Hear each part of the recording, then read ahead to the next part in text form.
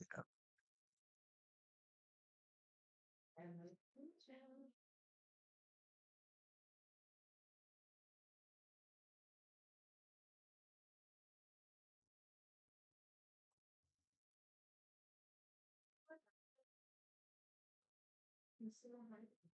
I can right here. I don't know if I can. I can't see it in Streamlabs. Yeah, I can't see the reactions in Streamlabs. I could see it in the actual chat. There's probably a way to do that. I just don't know how to. Yeah. I've already got a few people in here. We'll start reacting soon.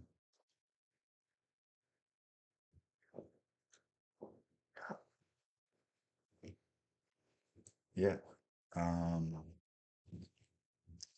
Interesting day. Um,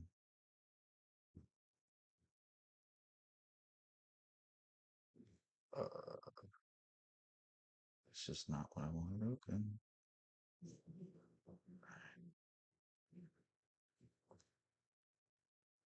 Why is this doing? I really need to get a monitor set up. This is so frustrating. There's just like too many things I have to have open all on one screen.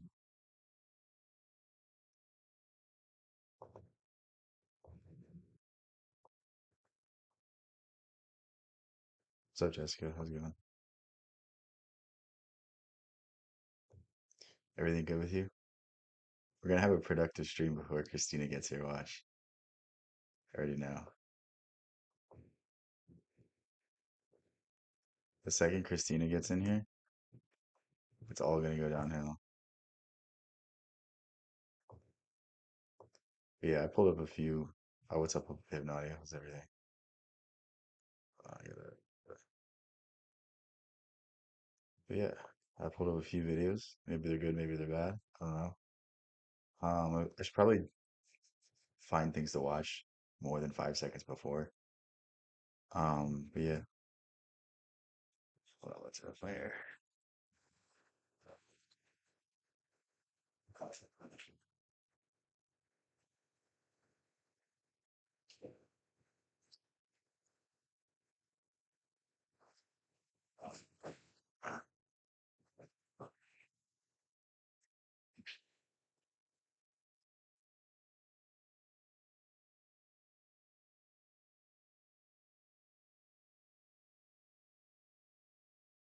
I'd recommend you pay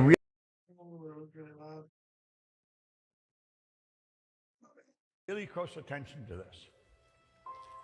There's a power flowing into your consciousness, and you have a choice of what you're going to do with it. You have that choice. On one side is ignorance, and the other side is knowledge. This is the choice everyone makes. This truly is. Most people choose the ignorance. Most people choose to not take responsibility, to dictate how their life is going to go, not do anything that's going to drive them forward, drive them to the places that they really deserve to be, because we all deserve to be successful. We truly do. We all deserve to be successful. We all deserve to have our dreams actualized. It's just most people are going to not make the right decision. They're going to willfully stay ignorant, willfully stay in the dark, willfully not doing anything positive for themselves, and then blame everyone else, blame the world, blame society, blame the culture, blame all of these invisible forces that aren't actually the reason why they're not where they want to be. It's very weird, it's very frustrating, but this is just how most people operate, this is how most people think. And yeah. Now, as this power flows in, we can choose what we're going to do. Make no mistake, it never stops flowing. It's flowing to and through us, constantly, even while we're sleeping. Ignorance is simply not knowing.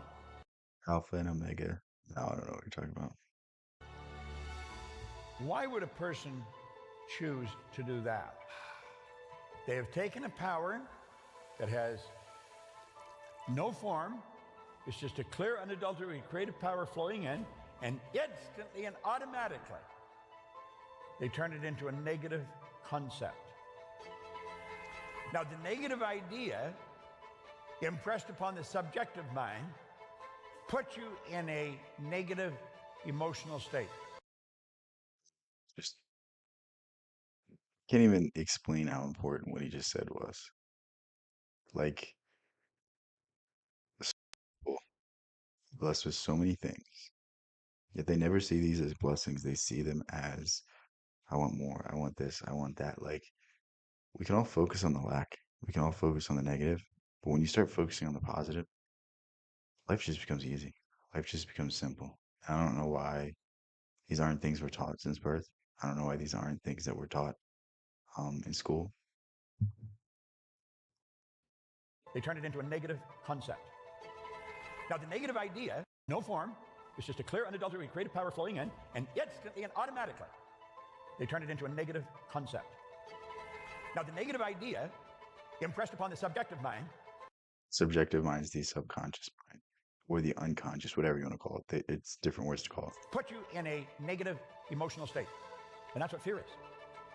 Whatever is impressed must be expressed through the body. So it manifests as anxiety.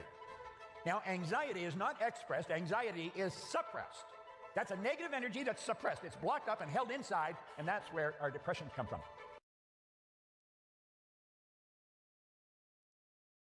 This is so true.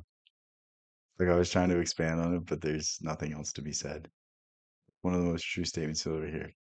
Anxiety is just suppressed energy. It's suppressed negativity. And it manifests when we can't control it, when we feel overwhelmed, when we feel like nothing's going right for us. Like it's always present, but we only feel it when we can't keep this feeling at bay. Yeah, yeah. That depression turns into dis-ease, a body that's not at ease. And the dis-ease, of course, turns to disintegration. Now, why would an individual do that? Well, right at the top is the cause. She really just got up to eat one gummy worm and now she's gonna go back to bed. She's interrupting my stream, distracting me just just to get a gummy worm. Negative events. Yeah. There's I mean, this is something Emerson said. Emerson said that every single thing that happens to you is both positive and negative. When one door opens, another equal opportunity also closes. When one door closes, another one opens. We need to start looking at things in this dualistic nature because great failures can be used to propel yourself to great success. Great, great success can ultimately lead you to failure because you get too wrapped up in things. You get too in love with the current method you're doing, with the current thing that you're doing. And I mean, look at the dot-com bubble, look at the housing bubble. Like there, there were people making money hand over fist that never saw that type of money again because they weren't adapting. They never adapted. They just continued down a path they thought where it was going to go on forever, and they fell in love with doing the same thing over and over and over again. And they never learned that you got to adapt, you got to grow, you got to become better every time.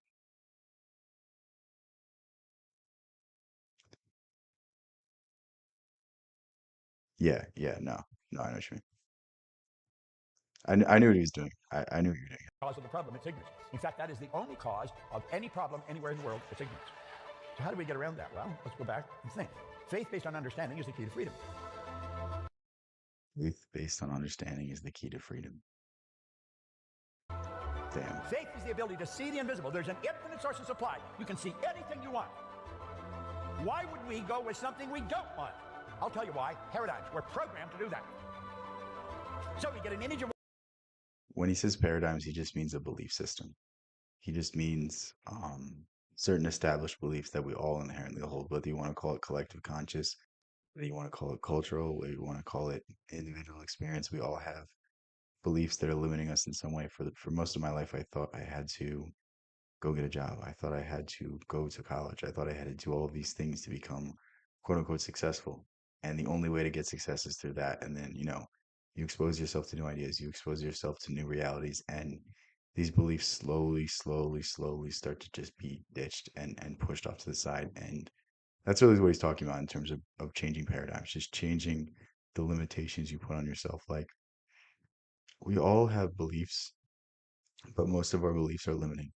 Most of our beliefs are telling us that we can't do something. And to a certain degree, like you shouldn't think you can fly. You shouldn't think like, yeah, if I jump off a tall building, I'll be able to just survive and fly. Like there's obviously some, biological function of it, but at the same time, like you shouldn't limit yourself socially. You shouldn't limit yourself in terms of the economy, in terms of finances. You shouldn't limit yourself in terms of how smart you can get, how articulate you can get, like how good looking you can get. There's so many people in this world that, will go to a doctor, get a surgery, and do all of these things where if they just really fix the foods they were putting in their body, if they really just went to the gym and put in the work, if they, you know, just started taking care of themselves better, like they would look 10 times better. But it's always just, oh, I don't have good genetics. I don't have this. I don't have that. It's all just a code.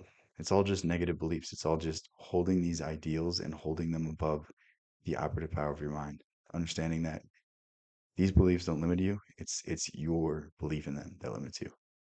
What we do want, we impress it upon our subjective mind. That is called faith. The faith then moves us into a physical vibration called well-being. The well-being is expressed. You can actually pick up the energy from another person that's moving into that vibration. The expression is then accelerated. Remember, on the other side it was disease. Here, they're at ease. The other side was disintegration. On this side, it's creation. Now, you've got a choice. You can go that way or that way. The right choice. This is a choice we've got. If you stop and think of everything that you've got going for you. Yeah, it's weird to me, Hypnodio, how people don't understand that like the saints weren't seeing things when they were talking to God. It was in their dreams. They were getting ideas, they were getting these messages, they were getting these visions from their dreams. And the Western mind doesn't think that. They just think that these people were crazy. These people were, wrapped up in all these religious ideas and all this religious symbolism. But like, I mean, you can't look at the Bible objectively and not say that it's beyond the capabilities of man. Like all of these atheists that shit on the Bible. Why don't you write a book that's that good? Why don't you write a book that's intricate, that hits on so many topics, that, tracks history, that tracks metaphysics, that tracks faith, that tracks hope, that tracks the entire human condition in one book? Why don't you guys do it? Because the truth is you can't. You can't do any of these things unless you're inspired by a higher power, inspired by something greater than yourself. And it's so weird to me how people believe that there's a separation between us and God. That's not the truth. It's inside of us. It's inside of all of us, and we just have to answer. We just have to pick up the phone and answer that call. We just have to allow these things to become a source of power inside of us instead of a source of despair. Yeah, yeah. The stream ended for you? Hold on, let me check my connection. It says my connection's good. Um, I'm not gonna refresh because that means it's gonna end the stream. But let me know if you're having more problems with it. I don't know what to tell you. My computer is like overheating, so there could be something with that. It could just be the Wi-Fi I'm on. Who knows? Whatever you think, imagine a man that has done it for 40 years. Yeah, yeah. My goodness, your potential goes way beyond the scope of your imagination.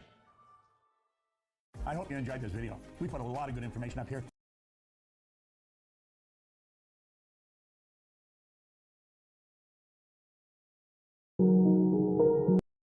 Why is it so loud? Oh, it's because my cookies didn't save.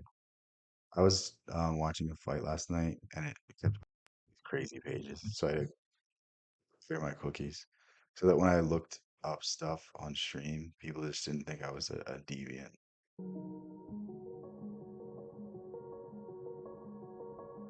Okay, okay. Yeah, let me know if there's another issue because I don't know what I could do. I could refresh it, but that's gonna end the stream. So I don't know if I really should do that. But um it's like I haven't got any, there's no indication on my end that anything's wrong. So um again, it could just maybe the Wi-Fi, maybe it's just the or who knows. It's like I don't know if YouTube's really figured out all of the streaming stuff. My laptop's over here. I don't know. I don't even have that many things open. I think my laptop's always just like that. Hold on, I'll close some programs. We'll see. Um, I closed everything I can right now. Oh God, guys. I think it was a good stream so far, but I think we have to end it. Put something under it. It's on books. Should I put it on something else? Which way should it be? Should it be like this way, or should the book be this way? Why did the stream end? The stream ended yesterday because I had to do stuff. Christina, I don't have my entire day to entertain you. I'm sorry.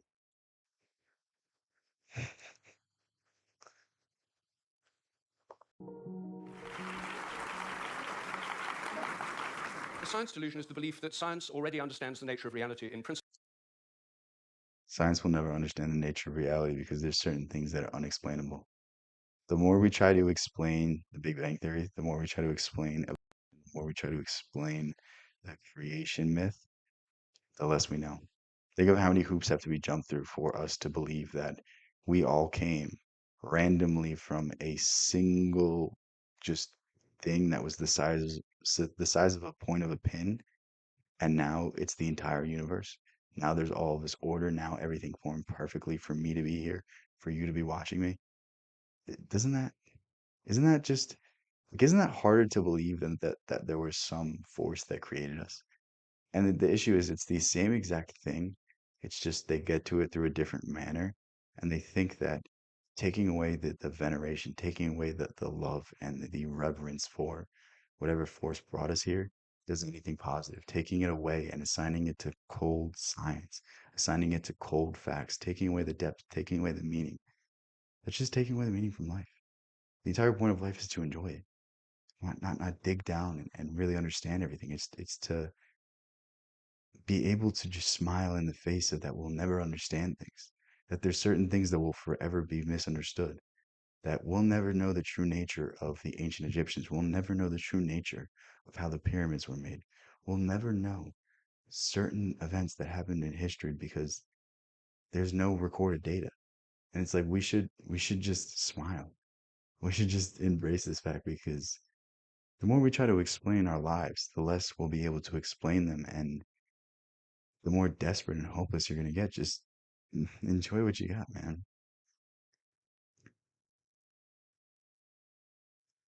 Okay, at the back. Put on metal for heat sink. Okay. Principle, leaving only the details to be filled in. This is a very widespread belief in our society. We'll It's never the kind of belief uncover system of people everything. who say, I don't believe in God, I believe in science. It's a belief system which has now been spread to the entire world. But there's a conflict in the heart of science between science as a method of inquiry based on reason, evidence. I think we were talking about this yesterday, but the entire point of science was to prove God. That's what medieval science was. That's what ancient science was. They were trying to explain the nature of God. And now we're trying to have science take that away from God, take away. Like it's just so weird to Hypothesis, and collective investigation, and science as a belief system or a worldview. And unfortunately, the worldview aspect of science has come to inhibit and constrict the free inquiry, which is the very lifeblood of the scientific. regardless of your opinion on the subject, it's never a good argument to appeal to authority. And one of the arguments that you'll hear nowadays is trust the science. You'll hear trust the science. What does that sound like? Oh wait, oh wait, it sounds like a religion. And it's like the people that will preach that they don't believe in God, they don't believe anything above them. It really just was replaced by science. Do you personally believe in God? Of course. I mean, I don't know how you could not. Like, I don't understand a reality where you don't believe in God because fundamentally you believe in something, and it's it's weird to me to not believe in something that's better than you. Like, it's weird to believe in only chaos. It's weird to only believe in disorder. And you can't tell me that science has disproved God. The same thing, God can't disprove science. Like, there's no proof either way. There's no proof that there is a God or that there isn't. So the exact reality where you think it's impossible for these things to happen, it's just as likely that it's possible. And it's just to purely say that we're animals, to purely say that we were just evolved, to purely say that there was no deeper meaning behind these things, I think it takes away from how powerful we really are. Like, there's people that can put themselves into trance-like states because they think they saw a ghost, or maybe they did see a ghost, but you know what I mean? Like there's certain people that just are so superstitious that he controls their entire world, and you're telling me that this is not something that's been gripping humanity forever, that these forces are just a creation of our own head, or is it actually something deeper? And I really think it's a weird perspective to take, that everyone throughout history who has ever believed in God is just an idiot. And that's what Freud believed. Freud believed that religion was a neurosis. He believed that anyone who had any sort of religious beliefs was someone that didn't have a grasp of life. I mean, the thing is, you'll never find an answer. There's no answer to is there a God? Because an answer means that you're seeking something. You already have the answer. You already have the solution. The solution is inside of you. Within every single creation myth, part of it says God's in us. Part of us says that we're divinely created, that we're divinely different from every other being on this world. And it's like, look at dogs, bro. Dogs literally eat their own shit. I mean, if you do that as a human, you're just weird. But like, think like most animals in this world are truly dumb. But we exist in a different plane. We exist in a different reality. We exist in a world where we've provided for our basic needs, so now we can start finding purpose in other things. Now we can start finding purpose in community. Now we can start, you know, being creative, doing art, doing all these other things. And it's like, to think that there's not some part of God in us is to fundamentally misunderstand the entire idea of God. Yeah. Even the Jesuits, if you look at the Jesuit, I don't know if I could say this.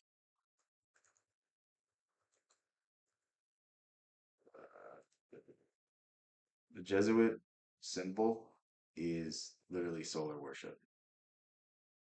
It's literally a sun. They don't worship Jesus, the Son of God. They worship Jesus, the Son. Very, very weird. But hey, they're definitely Christians, right?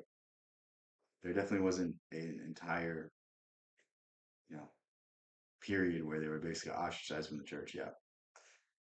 Now they just control everything.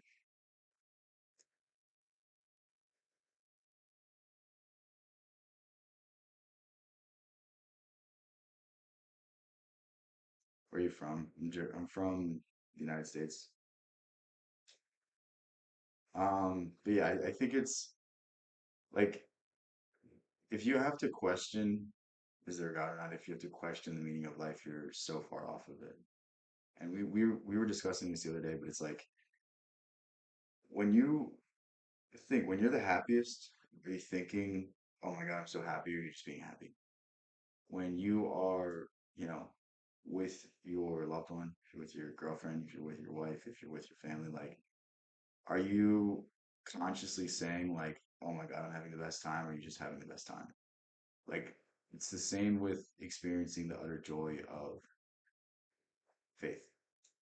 Like, the greatest feeling in the world is knowing that you can control your world, that you can control your reality, that you are part of a bigger picture, that you're part of a bigger collective, that when you are in traffic and you look to the side, that person also has the same piece of God in them, and we need to bring ourselves up.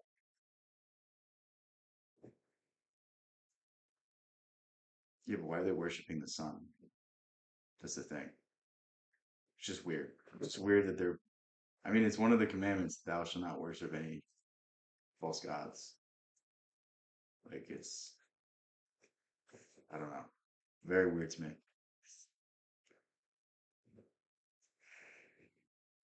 Yeah, but why is it the sun itself? You know what I mean? Why is that the symbol? It's almost like a pagan. So, I mean, if you look at the Pope's hat,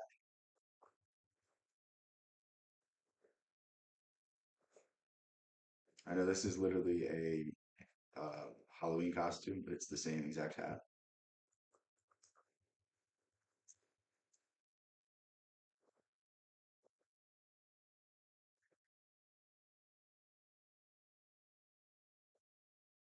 It's the same fucking hat.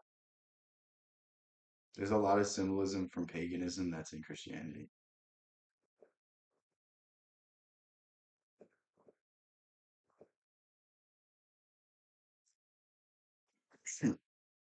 So yeah. scientific endeavor. Since the late 19th century, science has been conducted under the aspect of a belief system or worldview, which is essentially that of materialism, philosophical materialism. And these sciences are now wholly owned subsidiaries of the materialist worldview. I think that as we break out of it, the sciences will be regenerated. What I do in my book, The Science Delusion, which is called Science Set Free in the United States, is take the 10 dogmas or assumptions of It's so weird to me how it almost seems to me like the entirety of science is to take the experiences of thousands of years of history and kind of just say these people were crazy. Kind of just see that the people who had visions of a higher power, people that did great works because they were divinely inspired, to call these people crazy and just say that they were misguided. It's just truly weird to me, and it just comes from a unhealthy conscience. Like I was reading a book today, and it was basically saying that like the less we accept the symbols and the collective unconscious and the signs that are in our dreams, the more they are going to control us our entire lives. The more we're going to have them basically take hold when we lose control. And the more we can start to integrate the soul, integrate the spirit, integrate the things that are inexplicable, the things that um, we really don't know where they come from. Until we start to integrate these forces into our lives, we can never become whole. We can never become a good individual. The more you hide from the reality that we are not just a material body, we're not just flesh, we're spiritual. We have different impulses. We have, things that control us that we can never see. That's when we start to actually make progress. And the more we slip into materialism, the more we slip into atheism, the further we'll get away from curing the issues at hand, like the issues of poverty, the issues of mental health, the issues of, never-ending wars, the issues of how bad our politicians are, how bad our representatives are.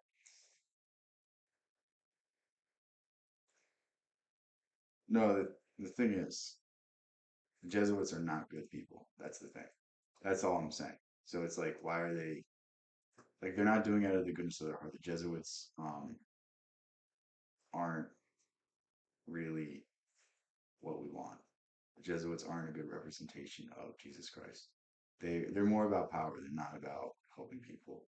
Look at the decisions made by the Catholic Church the past, I don't know, 100 years, 200 years, 1,000 years. I mean, it's really just more of a political game than it is a spiritual game.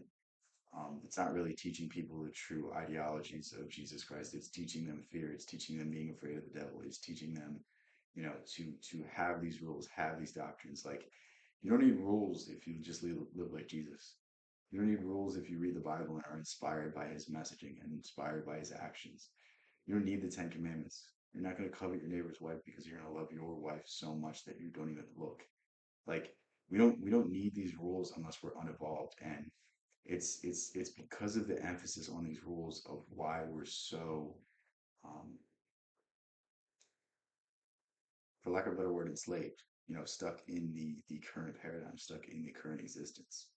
I mean, if you look at the United States, even like the second you have to put a quote unquote right in writing, the second you have to put something on paper means it's inherently restricted. Because if it was truly free, then you wouldn't even be regulated on it.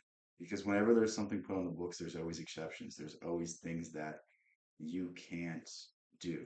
It always in some way limits these things, and to codify it always takes away some fundamental right. of science and turn them into questions, seeing how well they stand up if you look at them scientifically. None of them stand up very well. What I'm going to do is first run through what these 10 dogmas are, and then I mean, the issue with Jesuits is the issue with any other religious order. They think that they know the answer. They think that by restricting the individual beliefs, by restricting the individual ideologies, and forcing people down the same route, that they'll save more souls. But the truth is, the only souls that are saved are the ones that find their own lessons. I mean, I was reading a quote yesterday on stream, and it was Emerson quote. It's like, write your own Bible, write your own laws. Find the things that you want to apply into your life. Like, not everyone's going to be so wrapped up by the Ten Commandments. Not everyone's going to be so wrapped up by this lesson. And it's like, there's so much of the Bible that most of us haven't explored. Like, think of all the stories that you've learned in Catholic school or in church. Like, they probably didn't resonate with you because they're the ones that resonated with the priests. They're the ones that resonated with whoever was teaching you. But I promise you, you could find an allegory, you could find a story, you could find a tale that would just inspire you so much more, and it might not resonate with anybody else. The truth is, we're not given these resources. We're not told to actively read the Bible. We're told to go to church and listen to the Bible read to us. We're told that we need an intermediary. We're told that in order to speak to God, we need to speak to someone else first. And that's not something I agree with. Um, I think that's more detrimental than it is beneficial. I think it's always a better path to find the solution yourself, because if you can find the solution yourself, you can find the solution in a future crisis. You can find the solution in a future time of need. But if you're asking someone else for help, this means you can't help yourself. Yeah. I'll only have time to discuss one or two of them in a bit more detail. But essentially, the 10 dogmas, which are the default worldview of most educated people all over the world, are first, that nature is mechanical or machine-like. The universe is like a machine. It's one of the dumbest statements ever. To believe that nature is mechanical is to completely discredit string theory, completely discredit quantum physics, to completely discredit any one of Einstein's great discoveries, whether it's the special theory of relativity, whether it's the theory of relativity. Um, there's literally evidence and there's literally proofs that show how weird nature is and how inexplainable it is and how it almost defies its own laws. Like the laws of Newton's laws of physics, they don't hold up at high speeds. They don't hold up at high levels of gravitation. Like there's literally bending of the rules in physics.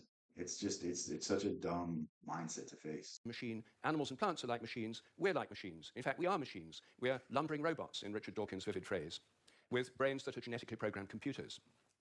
Second, matter is unconscious. The whole universe is made up of Again, quantum physics disproves this. Matter acts not only like a particle, but like a light. And science can't explain the double slit experiment. Science can't explain these phenomena. It's like I can disprove this without even going into any of it. Like it's just if you can find a massive exception to the rule, if you can find that massive example of the fundamental building blocks don't act like like that they're not random, that there's some order to it, then how can you even unconscious matter. There's no consciousness in stars, in galaxies, in planets, in animals, in plants, and there ought not to be any in us either, if this theory is true. So a lot of the philosophy of mind over the last 100 years is being. let me ask you something. If matter is unconscious, how is the earth formed with the perfect conditions for life, with the perfect conditions for us to be able to not only live, but also develop to the point where we have technology. We have technology to the point that I'm streaming to you live. Is it unconscious or is there some order behind it? Is the unconscious, the quote unquote unconscious nature, is it on such a big scale that we can't understand it? Like if you're an ant and you look at the world, do you think you're gonna be able to understand it? If you see a road and you see cars going by at 80 miles per hour, what do you think that is? You're not gonna know. But when you're a human size, you're like, oh, this is just how things work. But if you're an ant, you're only seeing it from such a small perspective. How can you ever understand the entire concept? You're not looking at the whole thing because it's impossible to look at the grand scale of the universe. It's impossible to look at the grand scale of reality and come up with any understanding because we're fundamentally limited in our ability to perceive these things. We can never record enough data to explain the building blocks of the universe. We can never record enough data to do anything. String theory is quackery. String theory is just metaphysics. String theory is not quackery. It's just they'll never be able to prove it because it's just you can't prove it. It's the building blocks of the universe. They'll never be able find these new dimensions to prove it mathematically. You'll never be able to observe it either. I think it's string theory is not quackery. It's just something that science won't admit is impossible to observe because there's indications that you can observe it, and they're just going to keep going, but they don't understand that there's not the tools to do it.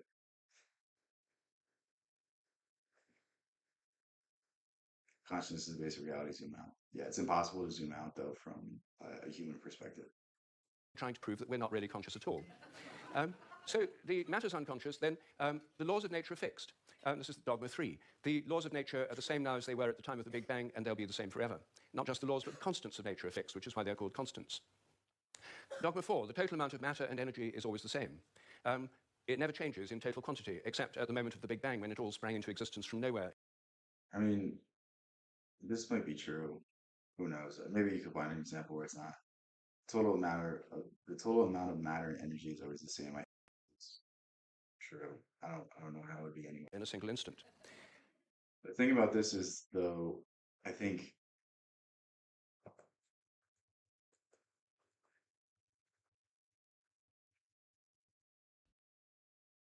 85% of the entire mass in the universe, scientists don't know where it is.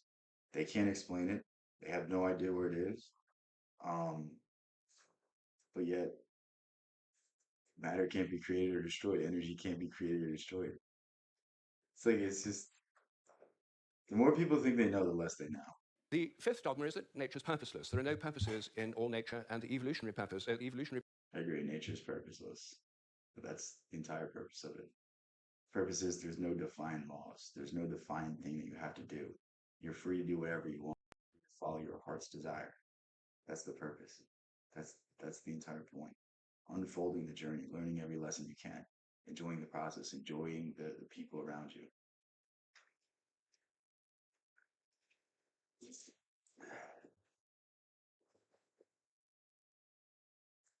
You underestimate how much you. Yeah, yeah, I know what you mean.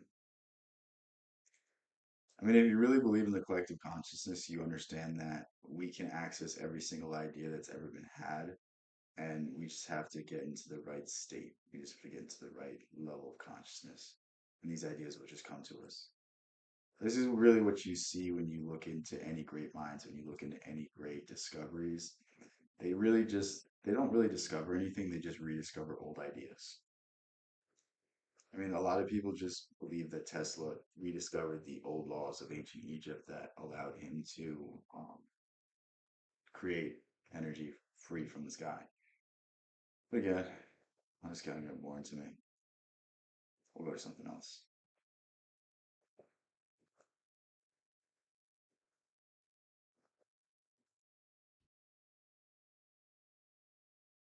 So, We'll just go loud for no reason.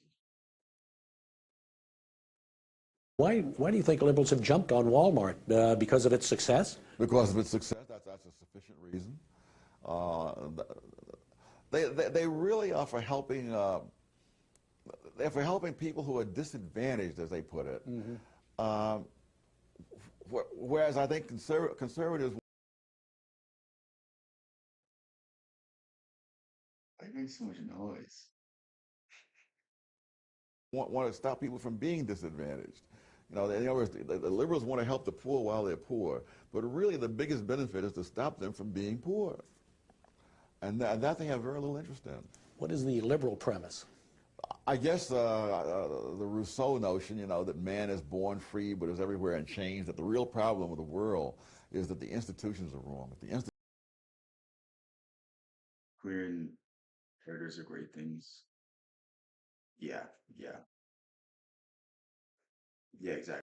No, I completely agree. I think we just rediscover old ideas and apply them in our own ways. We put our own spin on it. Like, I mean, I can read the work of Carl Jung and take it one way. You can read the work of Carl Jung and take it another way, and we can get two different solutions that both help the world. I think that's really what we're perceiving when we get so-called great ideas. We're rediscovering old thoughts, and these things are just popping into our head at the opportune moment to advance the creation of society, to advance the, you know, Institutions were right, then man, there was nothing in human nature that would cause us to be unhappy. It's the fact that we have the wrong institution. What is the conservative premise? That man is.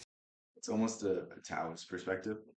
It's almost a perspective that society makes you sacrifice. Society makes you become less whole so that society can become more whole, so that society can become more cohesive. But I don't think the argument he's making is that this is necessarily wrong. I think it's thinking we live in a fairy tale land where we can socially engineer things, where we can, make certain decisions that benefit people that don't hurt other people. Because inherently, if you're working in any institution, inherently, if you're working on a grand enough scale with anything, any decision you make is going to both harm and hurt people. And the issue comes with the trade backs. The issue comes with what is going to happen to a subset of people and what is going to happen to others. And is it worth this change? Is it worth this? Is it going to, do more good than it does harm?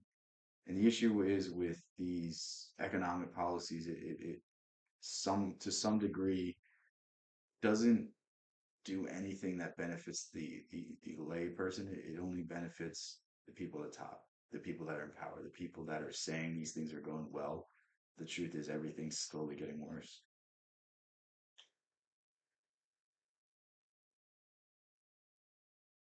Yeah. Flawed from day one, and that there are no solutions. There are only trade-offs, and whatever you do to deal with one of man's flaws, it creates another problem. But that you try to get the best trade-off you can get, and that's all you can hope for. I've often said there are three questions that I think would destroy most of the arguments on the left, and the first is, I can't wait for these. I know they're gonna be hilarious. compared to what? The second is, at what cost? And the third is, what hard evidence do you have? Now, there are very few ideas on the left that can pass all three of those kinds of things. Can conservative ideas pass those? Yes, I think so, because they don't assume that they're. This guy's more of a libertarian. I think I'd classify him as conservative leaning, but not a Republican. I think a Republican is really different than a conservative. I think a conservative person, what it fundamentally comes down to is that they believe in the ideals of the Constitution. And I think that um, carrying out the Constitution will benefit the country the most. The other side believes that the Constitution may be a good doctrine, but it doesn't encompass the other people that are, historically underrepresented, historically not provided for. And not to say this isn't a good perspective, but I think the ways they go about trying to fix these things aren't necessarily correct. I think they, sacrifice too much to do these things. Does the ends justify the means? And it usually doesn't. Christina, stop asking me questions. I'm going to ban. There is a solution out there. You're going to say something interesting. Adam Smith didn't believe that either the government or the market could solve all problems. That you have to be able to simply tolerate certain things, and the idea. You have to be able to tolerate certain things. Pretty interesting.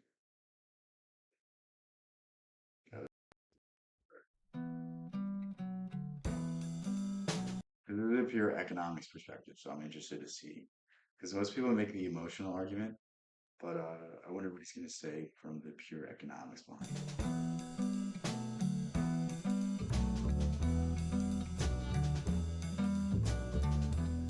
What the welfare system and other kinds of governmental programs are doing is paying people to fail. Insofar as they fail, they receive the money. Insofar as they succeed, even to a moderate extent, the money is taken away. So I'm not sure what he's going to say here. We might say something similar, but I think that the welfare state shouldn't necessarily be um, as easily accessible. I think it should be something where it tries to get people back up on their feet.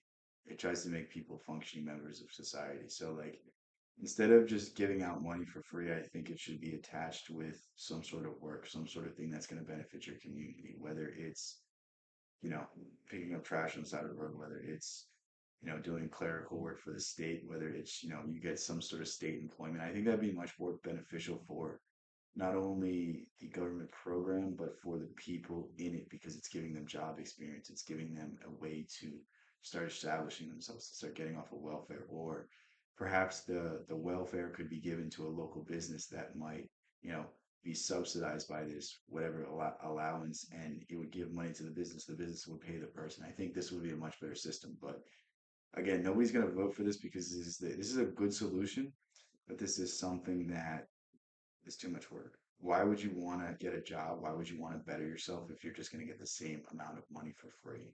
Why would you want to be a functioning member of society if you can just get the same amount of money and you don't have to do anything with it? So I think there's better solutions, but the better solutions aren't being brought to the people at the top because they're not going to be popular. They're not going to be something that anyone is inspired to do. Nobody's going to say, "Oh yeah, let's let the government subsidize small businesses by giving money to people that are on welfare." So basically, they're working for free. This is how it works in other countries. This is how it works in Canada. Canada does this. Like they basically incentivize certain types of business, and if you're on welfare, they'll give you certain jobs to do. I'll be back. Don't end the stream. Christina, why do you keep leaving me? Yeah, yeah, and it's really sad because like welfare, it gets a bad rap because so many people are on it to take advantage of the system. So many people don't. Um, they're on it, but they don't necessarily need to be on it. It's like the people that should be on welfare is the people that are incapable of working, the people that are physically disabled, are mentally disabled, and it gets such a negative perception, especially from conservatives, because there's so many people that take advantage of the system. And again, it's like, why not take advantage of the system if you're don't have good job prospects? I think that's much more of a different thing. Socialism, communism, demonic. Yeah, but in essence, we live in a somewhat socialist country.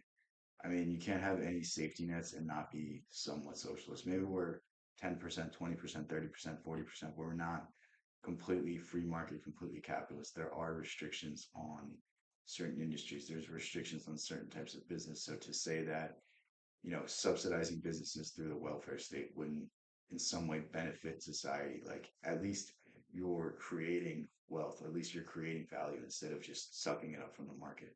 That was really my idea. But again, these systems, once they get established, they get too inflated and people are going to inherently take advantage of it. And people are going to be taken advantage because of this. Like, I mean, there's a classic story of people getting food stamps and then selling them for money in the parking lot and getting a little bit less of cash, but then they just give the food stamps to someone else. Like this is what a lot of people do, and it's really sad to see that. Like in theory, these programs are all good, but in the application, human nature is going to take over, and these ideas don't work in a vacuum. These ideas don't work in a perfect world. People are infallible. People are inherently, you know, not not in it for the best means.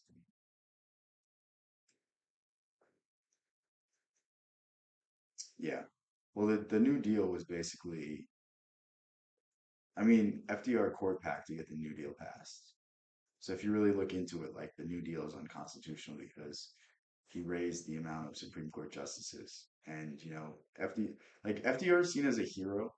Everyone loves FDR, but like if you look into the New Deal, like it's not great. He really overstepped his power by forcing more people into the Supreme Court. He overstepped his power in the 1942 Japanese internment camps. Like there's a lot of stuff they didn't.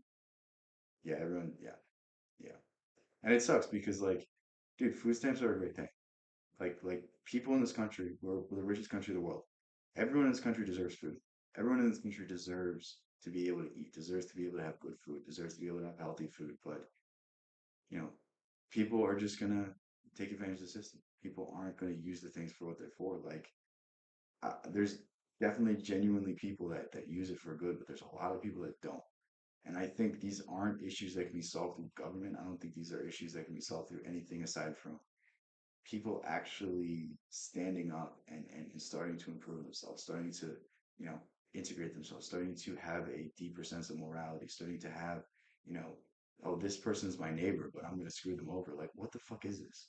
Why are people trying to get one up on their neighbor? Why are people trying to put others down for the sake of themselves? Like, I think there's a fundamental culture problem we have in this country. It's not so much a government issue. I think it's more on the individual. It's more on the individual and personal responsibility.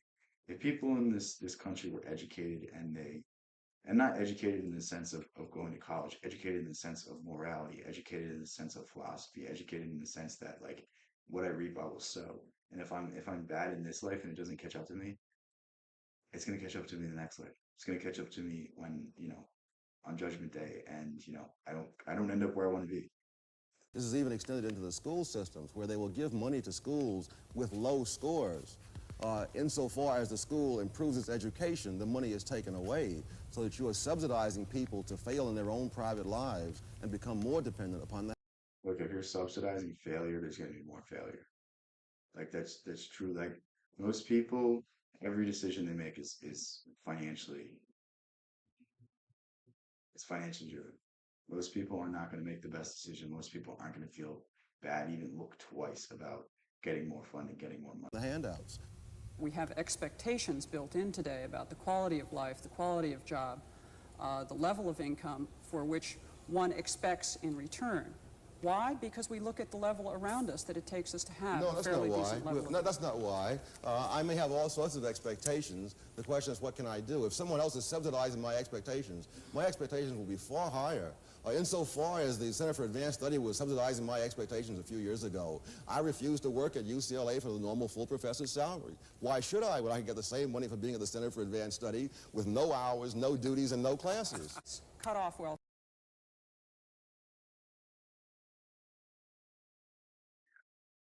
Yeah. It's sad how like I don't know how people make money off of ill-gotten gains, make money, owning a liquor store, make money, selling drugs, selling weapons, like all of these things. It's really sad. I don't know. I feel like his diet's probably definitely pretty basic. Welfare tomorrow. What will they do? What will be their immediate response? At what price to their small children and to their middle-aged children? Yes, they'll get a job. In fact, the statistics show that women, in fact, are the most successful through the employment program. But what has to supplement that typically is the provision of some kind of daycare arrangement. Either the individual woman has to earn enough money to be able to pay privately for her daycare. The big issue is no one talks about this. The welfare state only exists because the family has collapsed, because there's no single family households anymore, because there's these new quote unquote family structures, but I don't think they're family structures because they're separated, they're estranged. Like a family is everyone's together. Everyone is doing their fair share. The kids are growing up and they're learning to take on new roles. The parents are providing for the kids. Like it's a support structure. And if these support structures go, it's not just the people now, but it's the next generation, and the next generation after that, and the next generation after that. Like 80% of um, prisoners came from single mother households. Like, why don't we look into that? Why don't we try to incentivize people staying together? Why don't we try to incentivize people making better decisions when it comes to their partners? Why don't we incentivize better decision making and setting things up for a better future so that your kid isn't subjected to becoming a ward of the state? Like you realize when you go to prison, you lose your constitutional rights. You somewhat have them, but you technically don't. They technically forego some of them because you are no longer a member of society. You're no longer a member of polite society. Yeah, you have like fourth, fifth. Actually, you don't even have fourth. You have fifth. You have sixth. You have eighth. You have ninth. You have 10th, 14th. But that's really it.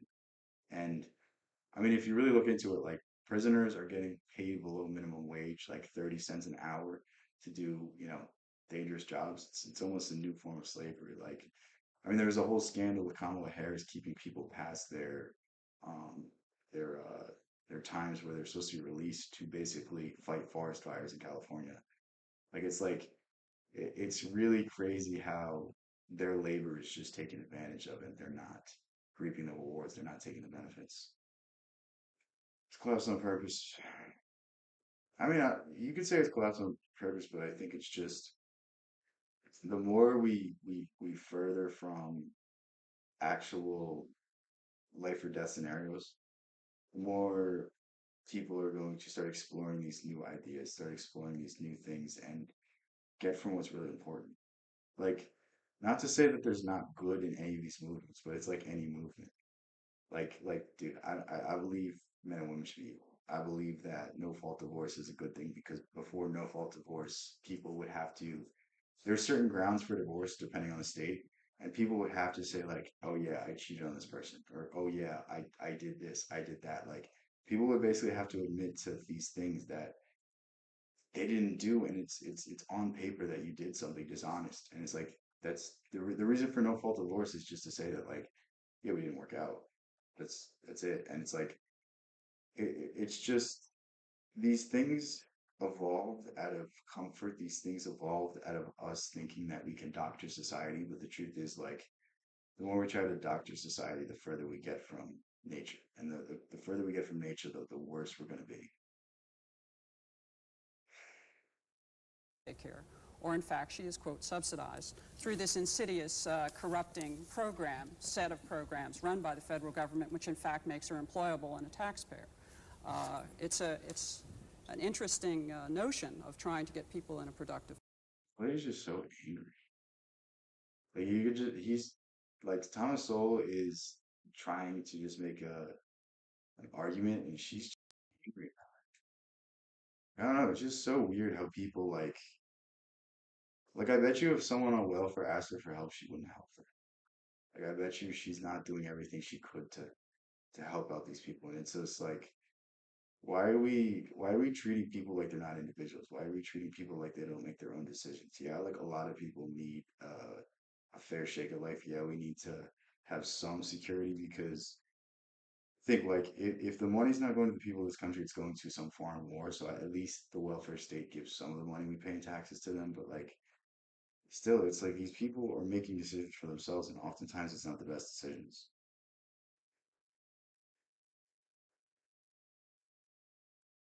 Yeah, the tax incentives used to be for households, but now they kind of went away. Um, there's countries across the world that give better tax incentives for married couples. And I think if we really want to fix the problems in America, I think, you know, doing doing that is going to be a much better way to do it. You know, incentivizing people being together instead of incentivizing, you know, single parent households instead of incentivizing, you know, getting a handout from the government instead of working. Like, I mean, objectively, it's not bad that somebody that's in need is getting helped, but objectively, it's bad in the sense that this person could be contributing to society. This person could be working and working for the betterment of man instead of just, you know, sitting around doing nothing. Mode. Tom Sowell. It's incredible the way you start the story in the middle, as if there's a predestined amount of poverty, a predestined amount of unemployment, and that the welfare system is not itself in any way responsible for that. There is a predestined 20% of the bottom half of the population. I have never, well, that's always been true. And There's going to be I think any 20% at the statistician would bottom. agree with you. It's also true that 20% of the bottom population doesn't have to be living.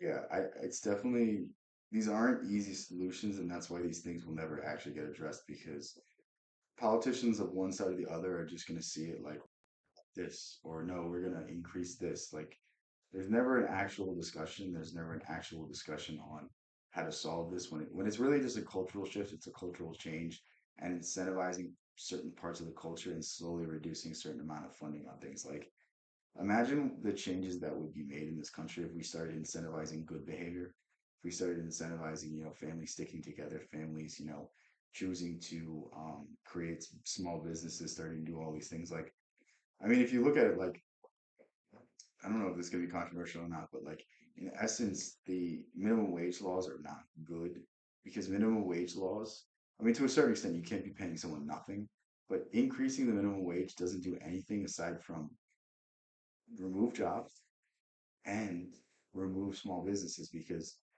it's not Amazon that can't afford to pay the workers the minimum wage.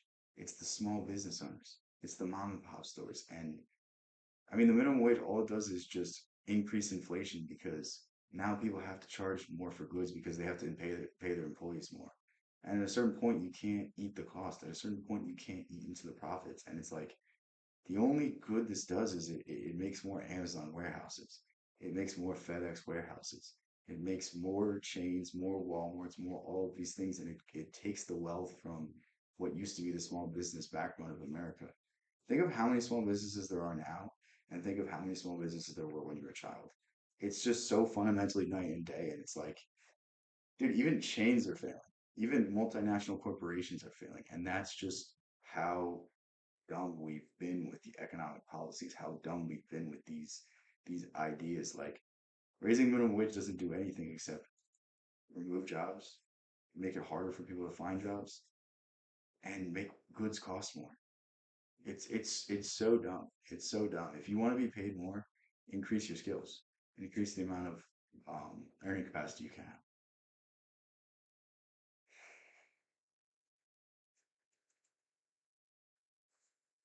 Yeah, I mean, it's like anything. When a system gets too big, it's just there's 73 million laws in the books in America. I don't necessarily think that we're going to solve any of these issues by legislating it. I think it's just a more of a cultural shift and more people educating themselves better because the entire idea of the representative republic is that an educated populace elects the best representatives for themselves, who in turn make the best decision for people en masse. This is the reason we don't want a democracy, because a democracy is just mob rule. A democracy means that whatever's popular at the time becomes law, and that's not what we want because there was a time in this country where we wanted segregation. There was a time in this country where we wanted slavery. And the only reason these were literally the only reason these things got overturned was because we have a representative republic, because the masses of the people aren't making decisions. That's the reason these things got overturned. That's the reason that we protect the minority rights because it's a representative republic. You don't want my rule. Invest in gold? No. Okay, there's a crazy scam going on with the gold companies. So a lot of them are like like pretty much every conservative news station, they sell you gold. They try to sell you like, oh, invest in this gold. And one, the fees are a lot of money, so it eats into the return you're gonna get. And two, they're not necessarily buying the right amount of gold for you. They're charging you the wrong amount, and it equates to something that you won't get a return on for like 30 years. You won't make any money on it for a very long time. And it's really crazy that they're just scamming old people with it. I mean, you don't really need to know that much about history. You just need to understand the basis of the founding of the Constitution. I just bought this book today. Hopefully, we can start going through some of the Federalist Papers and explaining some of these ideas because I think these ideas are very important to understand. Just being an American, you should really understand why it is that you have certain freedoms, why it is that you have certain beliefs, why you believe that you don't really need to worry about, a caste system, why you don't need to believe about certain things that exist in certain countries, even more developed ones. Like there's a reason why we have these doctrines, there's a reason why these things became written in law, and the less we know about them, the less we know about how important they are, the less they mean and the less likely we are to uphold them. Well, yeah, I mean, I guess it's history, but it's not like, oh, Alexander the Great conquered this country. Oh, Julius Caesar did this on this day. I mean, that's really what I understand history to be from, at least the high school perspective, at least from the college perspective. It's just memorize this date. Don't worry about the significance. Don't read the actual documents. Don't read the actual beliefs. Just memorize this date, memorize what this person did in this war, and that's it. I think it's just too surface level. Maybe for me personally, but yeah, we'll move on to other stuff. I'm getting bored talking about politics.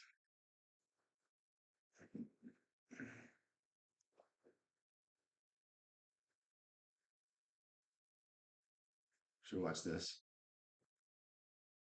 Visionary Women is a volunteer-run organization, and I know that every single person who is here is giving their time to one organization or another.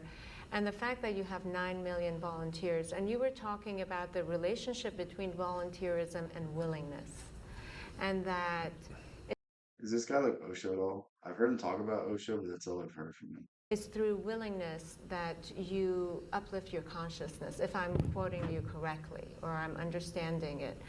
In some ways, talking about how it could be a doorway to becoming a bigger person than who you are. See, before we come to women, First thing is visionary. What a vision means is, say everybody has desires. Okay. Desire is an incremental way of enhancing our life. Today you desire, I must have a home, tomorrow you desire, I must have this money, tomorrow you desire something else.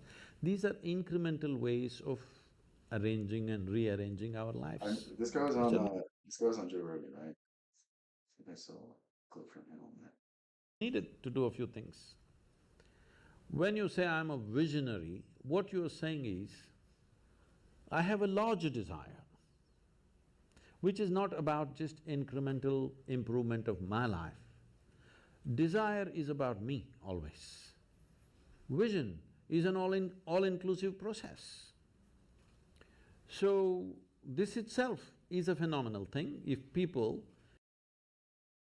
So he's just talking about expanding, trying to help yourself to trying to help the world, which is an interesting concept. And I mean, people most of their lives live for themselves, and then at the end of it, they try to give back. But I think what we should realize much more is that helping out the people around us, even if it's just being an inspiration to them, even if it's just being a shoulder to cry on, that will mean more than any individual accomplishment you can ever have. That will mean so much more than anything you could ever do, any amount of money you could ever make, any title you could ever have. Genuinely helping people is something that's just… It's a large group of volunteers. Damn. Okay, maybe I should look into it more. Instead of having desires, if they have a vision, vision is always all-inclusive. Desire is personal. Desire leads to incremental changes and improvements. Vision… I don't think these necessarily have to be separated. I don't think there has to be a difference between desire and vision. I think if people find some sort of purpose, some sort of mission, some sort of thing that drives them to help people, I think that's the golden balance. I think that's the path forward, because let's face it, nobody's going to do something out of the goodness of their heart unless they're rewarded financially of it. And it's really finding that. It's finding something in this modern day age that you can do that you feel like you're genuinely helping. You feel like you're genuinely giving back. You're genuinely empowering people, and you're getting paid for it. I mean, right now, that's my main goal with this. Spread ideas that, inspire me, try to inspire others, and make money off of it. Get to the point where I can sustain myself for the rest of my life on these streams, on these videos, on these ideas. When I write books, on the thoughts I have, I want to be able to just, push humanity forward, push people forward, push the individual forward, stress the individual for… That's the only way. It's the only path. Vision can transform the whole situation.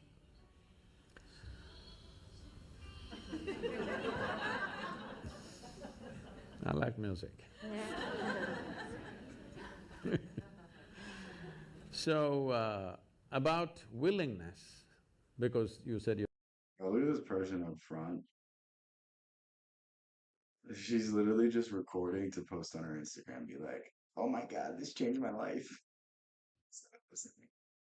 That's the big deal about it. Like you have a guy that's going to give you a lot of insight, and you're just going to post it on your social media so that, wow, people think I'm doing something. People think I'm spiritual. People think I'm on this path. People think that I'm getting smarter. It's like, I mean, this is the exact reason why we are where we are as a society. Not to call this one woman, but this is the entire point of it. Like, you're learning something that you never heard before.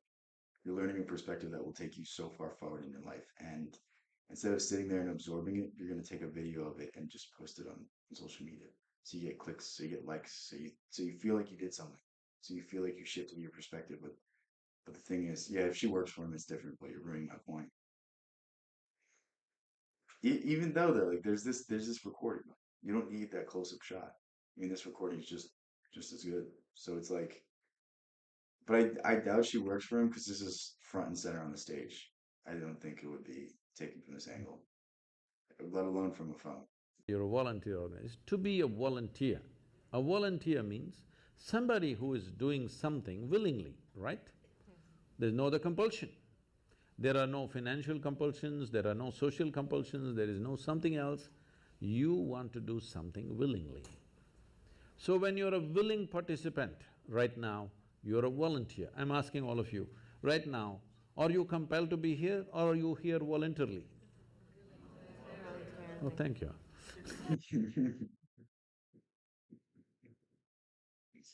No, no, I'm telling you, she's not a worker.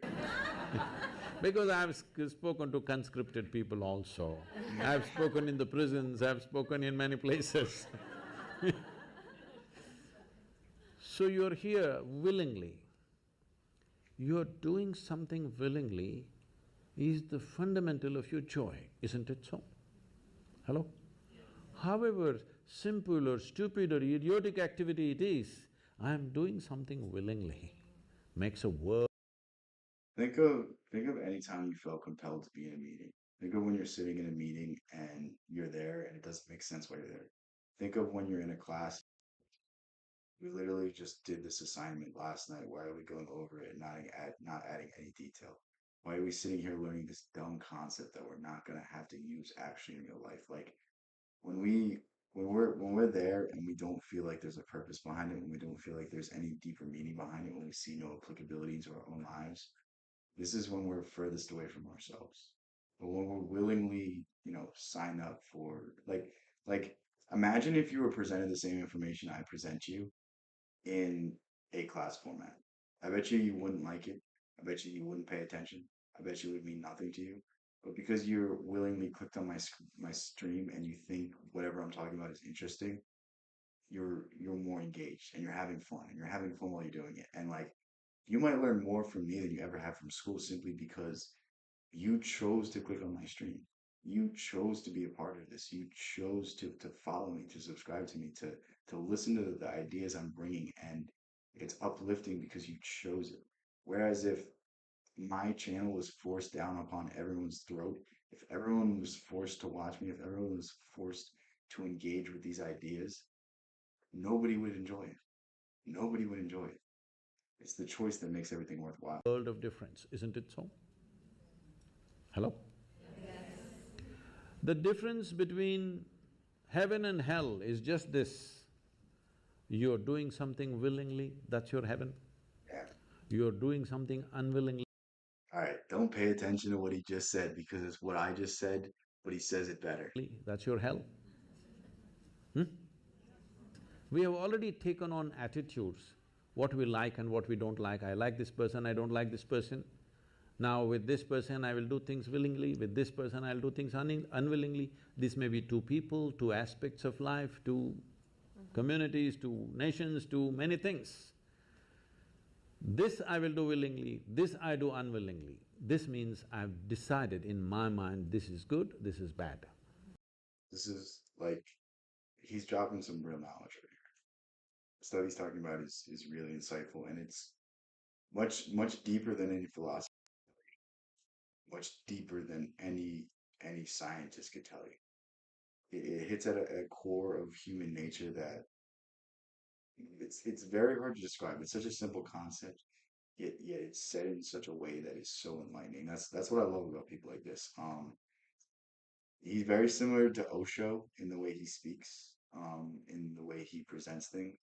But I'm assuming he's not nearly as controversial because Osho almost basked in the controversy. He almost basked in upsetting people, and he believed that the more he upset people, the more he could teach, the more he could explain to the people that were still willing to listen. And he would rather have a few thousand loyal supporters than the entire world supporting him. And I think it's just a difference in approach. I think they would agree on most things, but I just think the application is different. When I hear even on national news channels, good guys and bad guys, it just… once you have this kind of thing, you are going to be disastrous to the planet. It's just a question of time. The moment you decide, this is a good person, this is a bad person, this has gone deep into American society. No, there are no good people and bad people. Everybody is oscillating between the two. There's no such thing as good or bad. There's just objectively different circumstances. And even bad people somewhat justify it. Even bad people somewhat, they say, I'm this way because society made me do this. I'm this way because I had a bad childhood. Like, I think the judgments we assign to people are really an indication of judgments we assign to ourselves. And it's the entire point of the Bible phrase, let he who has no sin cast the first stone. Like it's not judging people based off of their actions. It's judging yourself first. It's understanding that we're all infallible, that we're all imperfect, that we all have so much to to do in terms of our own growth. So why even, look to others as to what they're doing? Two, if you create a very pleasant, wonderful atmosphere, everybody behaves wonderfully. If you create an unpleasant atmosphere, a whole lot of people act nasty. Yes or no? There are joyful people and miserable people, but there are no good people and bad people. That's big. I'll read that again. There are joyful people and miserable people. There are no good and bad people. If you're if you feel whole, if you feel like yourself, if you feel like you're doing something worthwhile, you're going to be a good person.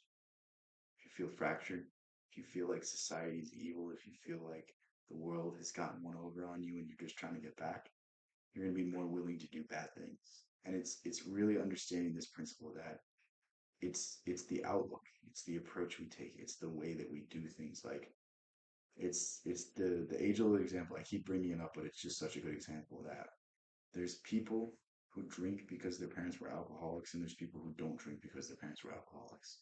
It's more so much the attitude we take than the actual set of facts. The moment we think we are good, we are entitled to destroy the bad, isn't it? Yeah. Oh, we've been destroying a lot of people for a long time. Time to stop that because human beings are in different levels of experience and understanding, variety of people. Anybody who is not like you is obviously bad, isn't it?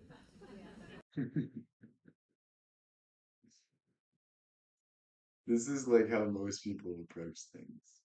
Like if I don't understand the person, then they're not good. They were born on another side of a river and it's another country, they're bad. If they have different political beliefs, they're bad. If they have different religions, they're bad. Like this is what we've existed on in the entire history of humanity, and it's crazy to me that we don't think to change. Isn't it so? Those who are not like me must be bad people. Because the basis of goodness and what you think is goodness is decided by you. No, you have no business to do that. Willing means this, I'm just willing. I'm 100% yes to life. I am not yes to this one, no to this one, no. I am just yes and yes to life.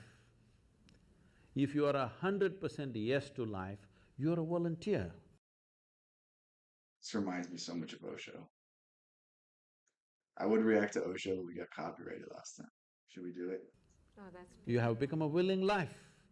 You have become so willing that you have no will of your own. People ask me, Sadhguru, how do you operate with all these people? All kinds of horrible questions they're asking, they're doing this, they're doing that. I said, my life is not about them, it's about me. It's about how I am. It's about me. It doesn't matter how they are, that's their choice. But how I am is my choice. How I am is my choice. How I am is my choice. I will say it again because it's so important. I get copyright for this, yeah. I mean, certain people are more strict with copyright than others. Um, if I get copyrighted, I'll just take it out. YouTube does that for you, which just edits it out. So it's not really that big of a deal. But for anyone that's here, we get to enjoy it, you know what I mean? So I don't think it really has an effect on anything. Um, like the lives don't really get much traction after I post them. Like I leave them up in case anyone wants to go back. But the live doesn't really get much traction after the fact, so it doesn't really matter. Like maybe a few people view it. I don't know if they view it all the way through. So I don't check analytics anymore. I don't care anymore. I'd rather just keep myself creative. I'd rather just keep myself at a place where I can not worry about these things and just be happy and just be, not worrying about why didn't this video do good?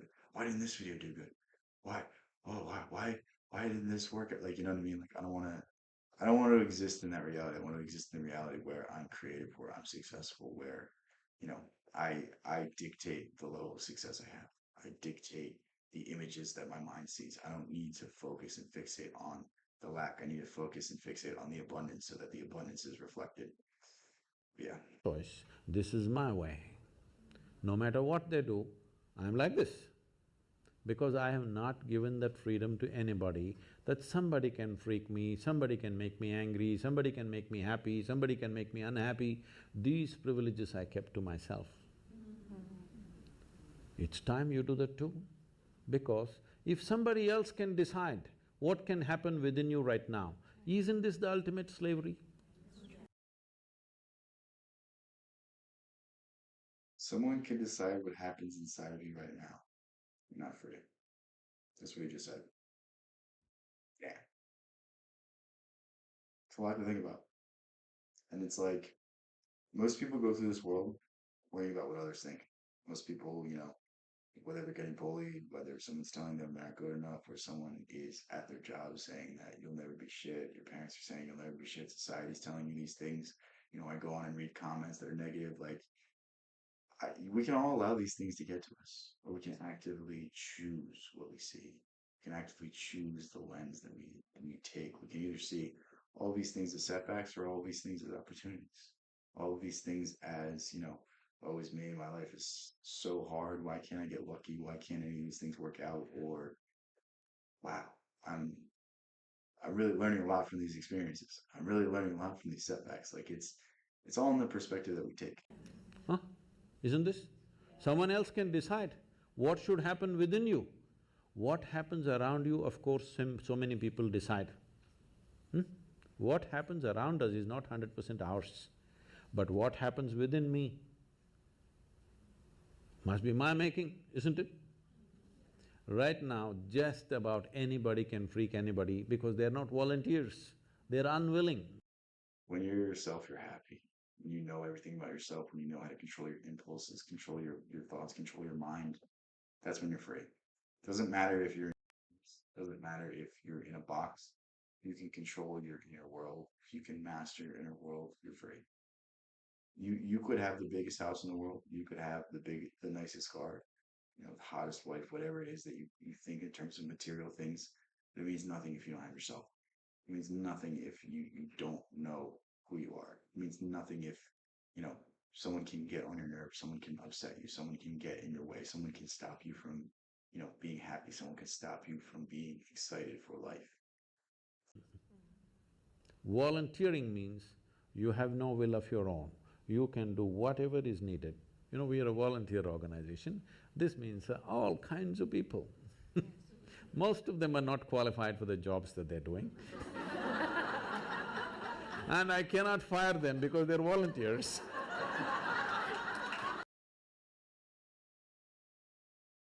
That's hilarious.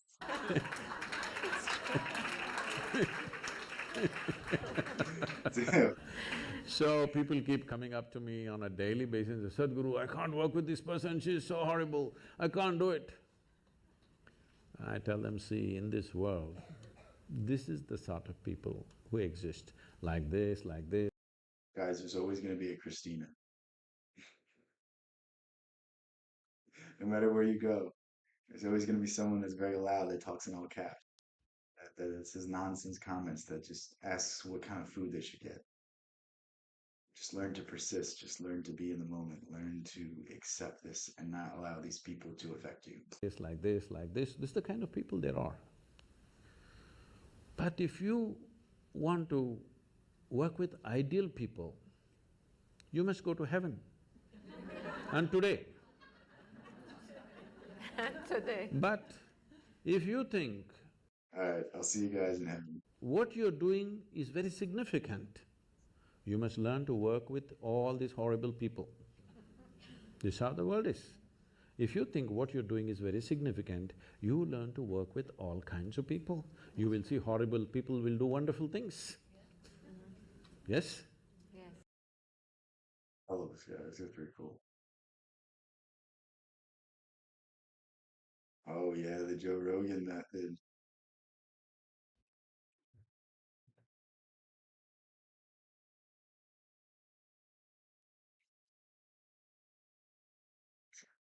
Find another video. We could also just talk if you guys just want to talk. Um,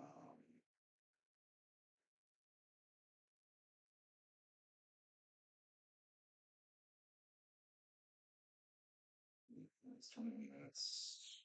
Nice short video. Oh yeah, AI Miyamoto Musashi video. All right, There are what's some. this? I'm gonna go to that. I'll be right back.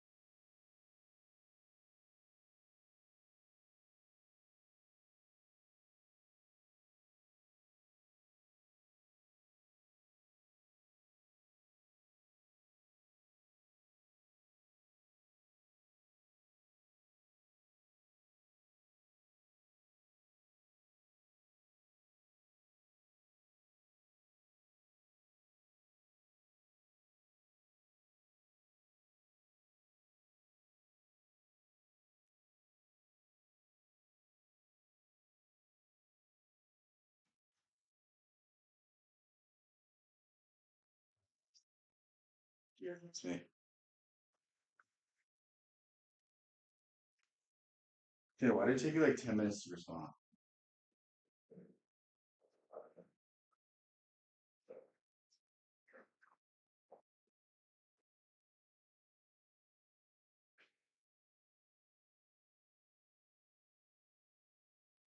Right. What do you guys want to do? You want to react? You want to just talk?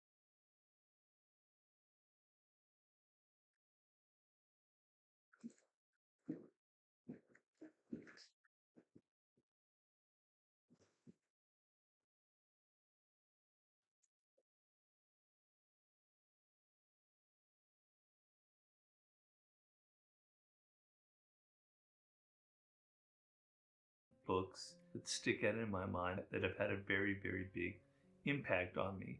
And so I'd like to answer that question by not the three greatest books ever, but the three books that have had the most impact on my life. I read like I love Robert Greene so much.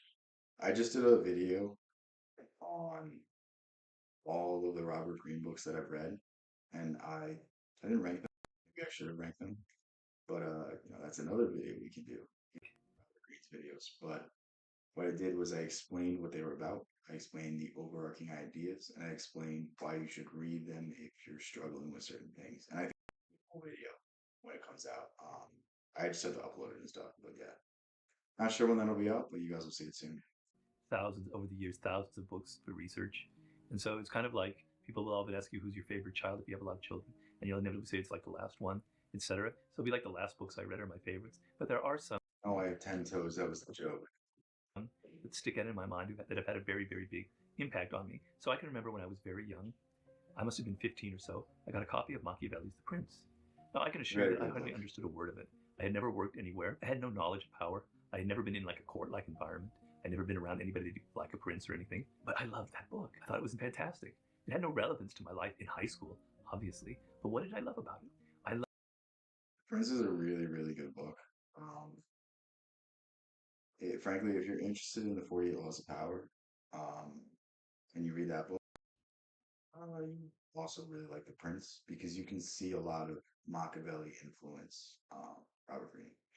Like I would have to say one of his biggest influences when it comes to his pragmatic approach to life is Machiavelli.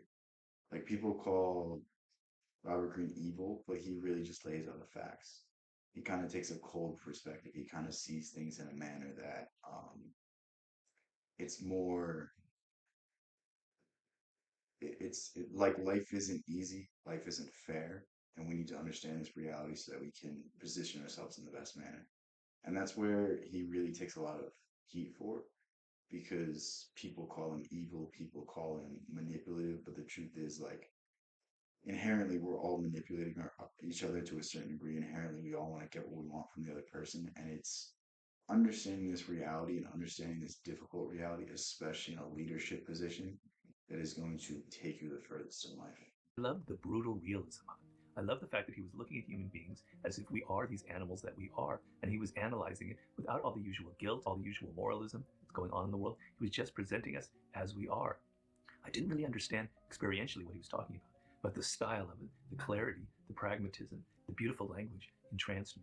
And so I probably read that book 6 or 7 times over the years in different formats. But that paperback, that really strange little spindly little tiny little paperback that I had when I was 15, boy, that had a huge impact on me. And you can see obviously the influence on my books. The second book, I studied ancient Greek in college. And you'll think, God, that has to be the most irrelevant subject anyone could ever study in university.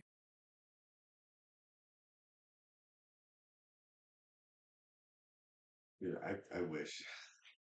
I love ancient Greek, I love ancient Roman philosophers. I feel like they have much more to say than more of the modern perspectives. I feel like they have much more to say than Nietzsche, than Schopenhauer, than any of these other philosophers. And you're probably right. But it taught me some great things. It's the ultimate mental discipline. And I remember when I was in my second year, I believe, we were given Thucydides, we call it Thucydides, History of the Peloponnesian War. It took me 3 days to read one paragraph in ancient Greek. I cannot imagine that. Dude, I cannot spend that much time on one thing. That's actually very, very impressive. Um, you can see it in Robert Greene's style, though. He's very meticulous with these things. He takes very good care to not repeat examples. He doesn't ever take the same stance on the same set of facts in any of his books. Like he may reuse certain people, he may reuse certain principles, but he always takes a different spin and he looks at it through a different lens, and it's really, really awesome. Language was so difficult, so weird. I had to think about each word and sentence, etc. And I thought, I came out of that and I go, the style of this is so insane. It's so intricate. It's so brilliant. It's so convoluted yet logical in its own way. And I became an incredible fan of Thucydides. And obviously, I read it later on in English, the whole book. Yeah, that's probably easier that time. You guys liking this video, or should we go to something else? And it's the most beautiful thing you can ever read because here you're reading about our history. What, Christina? As humans, some 2,500 years ago in ancient Greece. And you've got this narrator who's so modern, who's someone who could be somebody who's sitting right next to you, who has this very clear perspective. Deep work and loneliness are bedfellows for many people. Yeah. And he's describing these events so Jessica, far in the don't engage with her. You're only gonna make it worse. Past. They're so dramatic and they're so exciting, and he's analyzing it brilliantly. I wish we had a handful of writers to this day who could be like that, who could have that clarity, who could have that kind of logic, who could have that kind of analytical ability. But it existed 2,500 years ago, and this great historian, Thucydides, he wrote one book that I know of, the history of the Peloponnesian War. but it's the most marvelous adventure you could ever go on. It's a fantastic book. It had a huge influence. I bet you he wrote more books. Oh my God, no. No. Pray for that man. Lord help him. He is in for it. He doesn't know what he just got himself into. All right, should we put a poll in the Discord? I want to put something in the Discord right now.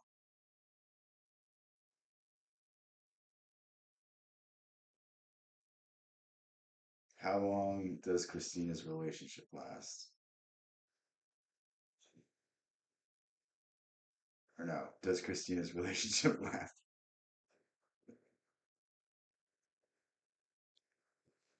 Yeah, yeah, if it's a friends, ugh. I think we need more details on this, Christina. On me, almost as powerful as the Machiavelli. The third book is a very weird one. It's not something that most people Ew. know about or that I've ever really discussed, but it had a very large impact on me. And it was a series of books written in the 60s by a writer named Carlos Castaneda. He was talking about the teachings of Don Juan, which is the title of one of his books. And he had a book called The Journey to Ixtlan. And if you ever pick up a copy of The Journey to Ixtlan, I think it's in the early 70s that it came out, 1970, 71, you will understand where Robert Greene got a lot of the 48 Laws of Power. All right, guys. That's a book we gotta read. And the 33 Strategies of War. These are amazing books. Sometimes I wonder if they date so well because they come from the drug period. And basically what it's about is the author is an anthropology student at UCLA named Carlos Castaneda, and he goes to study indigenous Indian practices, and he comes upon this Yaqui Indian named Don Juan, who kind of initiates him in all of the ways of his indigenous culture. And it includes... Yeah, Christina, we need the details on this. Let's hear it. You have two? eventually ingesting peyote and learning to become a crow and all these weird things that you think, wow, that's too weird. But a lot of it is this stuff that's all about power. It's all about controlling yourself. It's all about confronting your mortality. It's all about becoming this great warrior in life. And, if I read it now, I still love it. It's not the same as when I read it when I was 16 and I was getting excited about all that stuff, but it's still very impactful. It's still a wonderful book. And I'm actually using it a little bit in The Law of the Sublime. So those are the three books that I think have had the... He's writing a book soon. It'll be cool to... So this is a concept from... We could become incredibly This is a good concept. He goes to your school. lazy because there's no necessity. So you have to create necessity in your life. You have to... He's gonna have to change schools after you. Create the need to get things done. I didn't get the poll. I'll send it. It's easy to be lazy. All right, what should the poll be? Does Christina's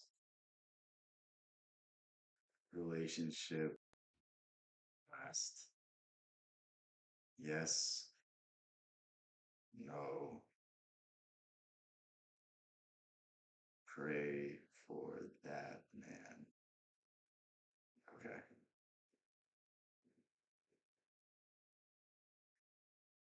All right, I just created the poll. I think it's going to get 100% pray for that man. I think that's going to be the number one answer. Um, I don't see how it could be anything else, in all honesty. I think that's all right. Real quick before I forget, I'm reading this book right now. Man and His Symbols. This is gonna be a new favorite book of mine, I can tell already. I'm like almost halfway through it. I cannot wait to bring this book to you guys. Hopefully I finish it in the next few days so I can make a video on this, but I'm so excited. I was talking to my friend. What did he say to you? Bro, that's not a good thing. That's not a good thing. You shouldn't be proud of that. There shouldn't be something that you're celebrating. Jesus.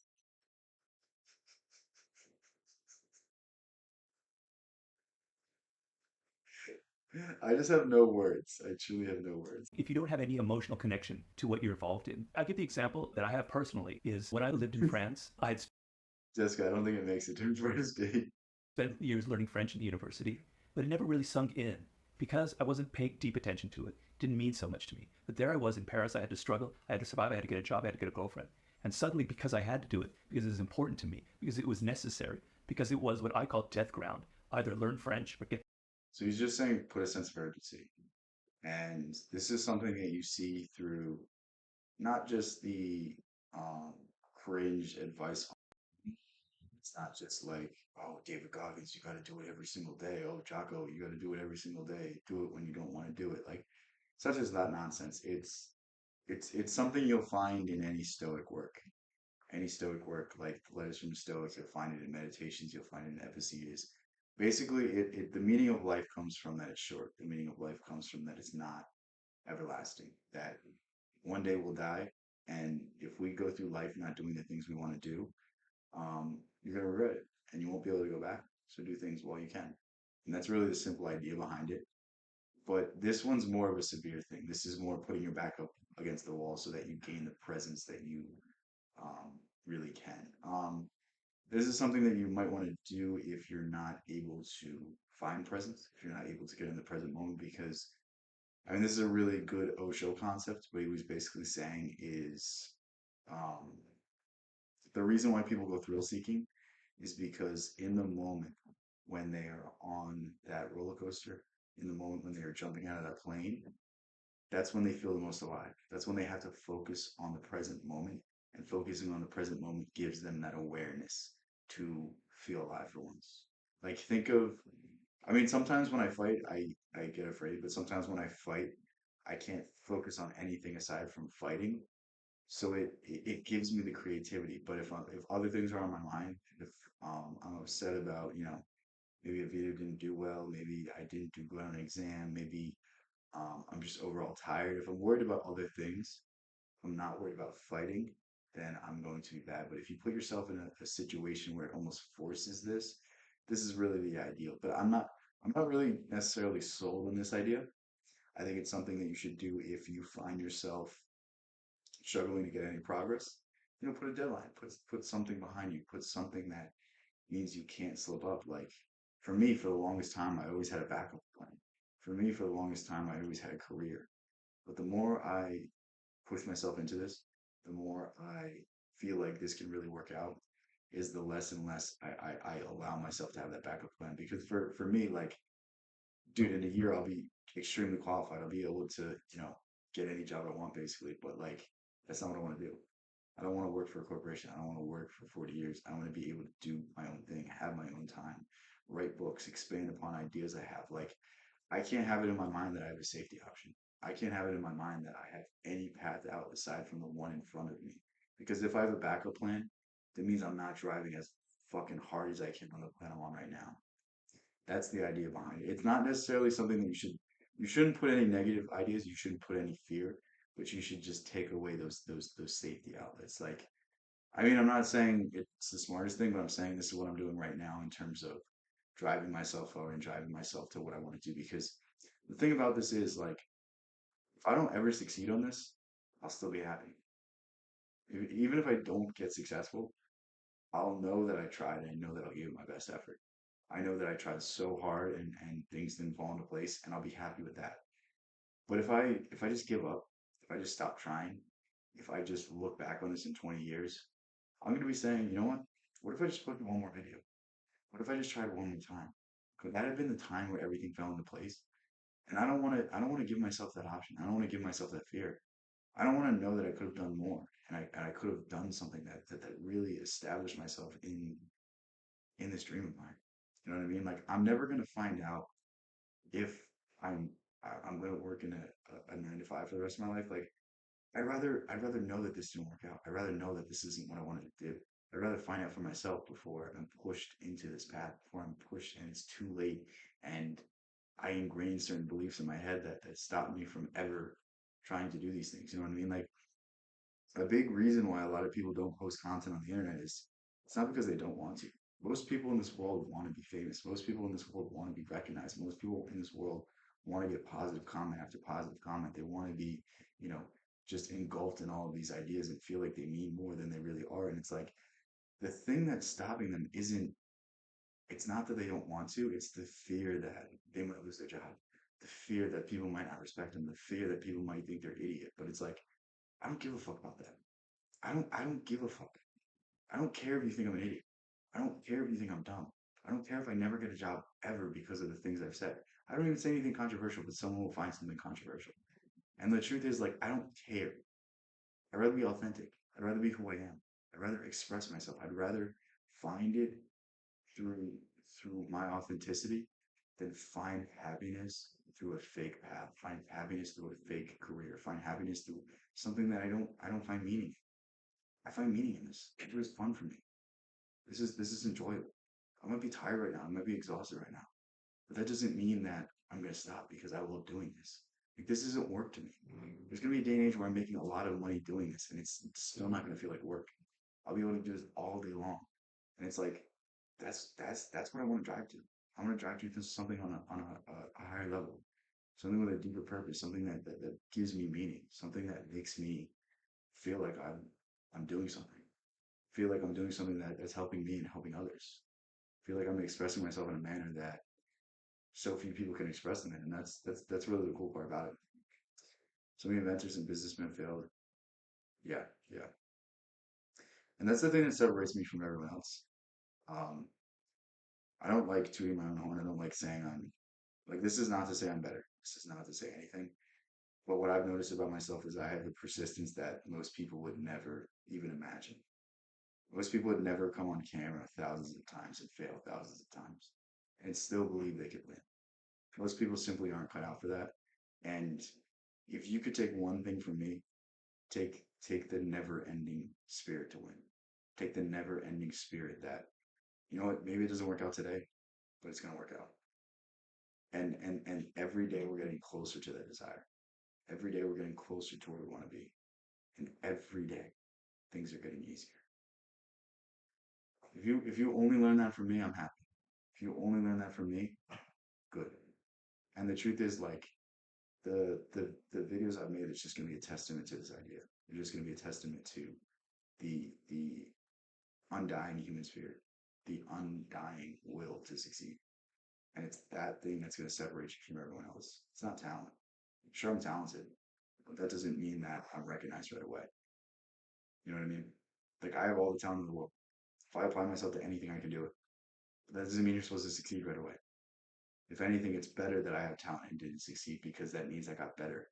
It means I refined my skills. That means that everything in my life had to fall into place before these things started happening for me. And it's like I'm almost blessed that I didn't blow up overnight because I'm telling you, the person you see today is not the person you would have seen if I had seen success.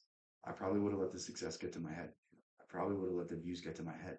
I probably would have got an ego. I probably would have never developed the spiritual side of myself, the more holistic side of myself, the more balanced side of myself. And I'm so blessed that I had to fail and fail and fail and fail and fail and just gain this perspective, gain this ability to overcome everything in my life. And it's like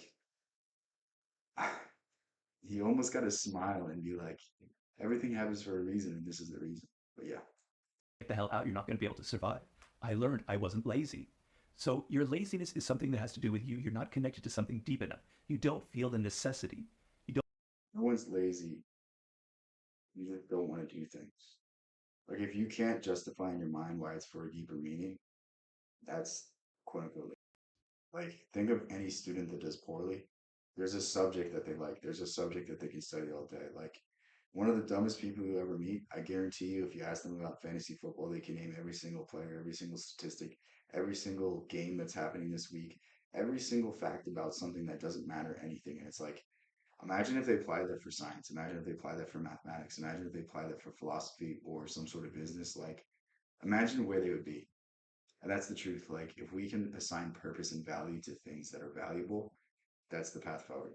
And that's what you really have to start reprogramming your brain with. Like, I know it sucks, but we really have to stop listening to music. We really have to stop falling for social media, falling for popular media, watching movies, watching TV, doing all these things. And it's like the more we can find purpose in the internal, the more we'll find purpose in the external. Don't feel the devil at your heels. You don't feel the fact that you could very well die tomorrow that will impel you to get something done. There's no necessity behind it. And the human animal, the way we were created, is when we feel pressure, we feel the necessity to get things done. We can move mountains, and we have plenty of examples of that in history.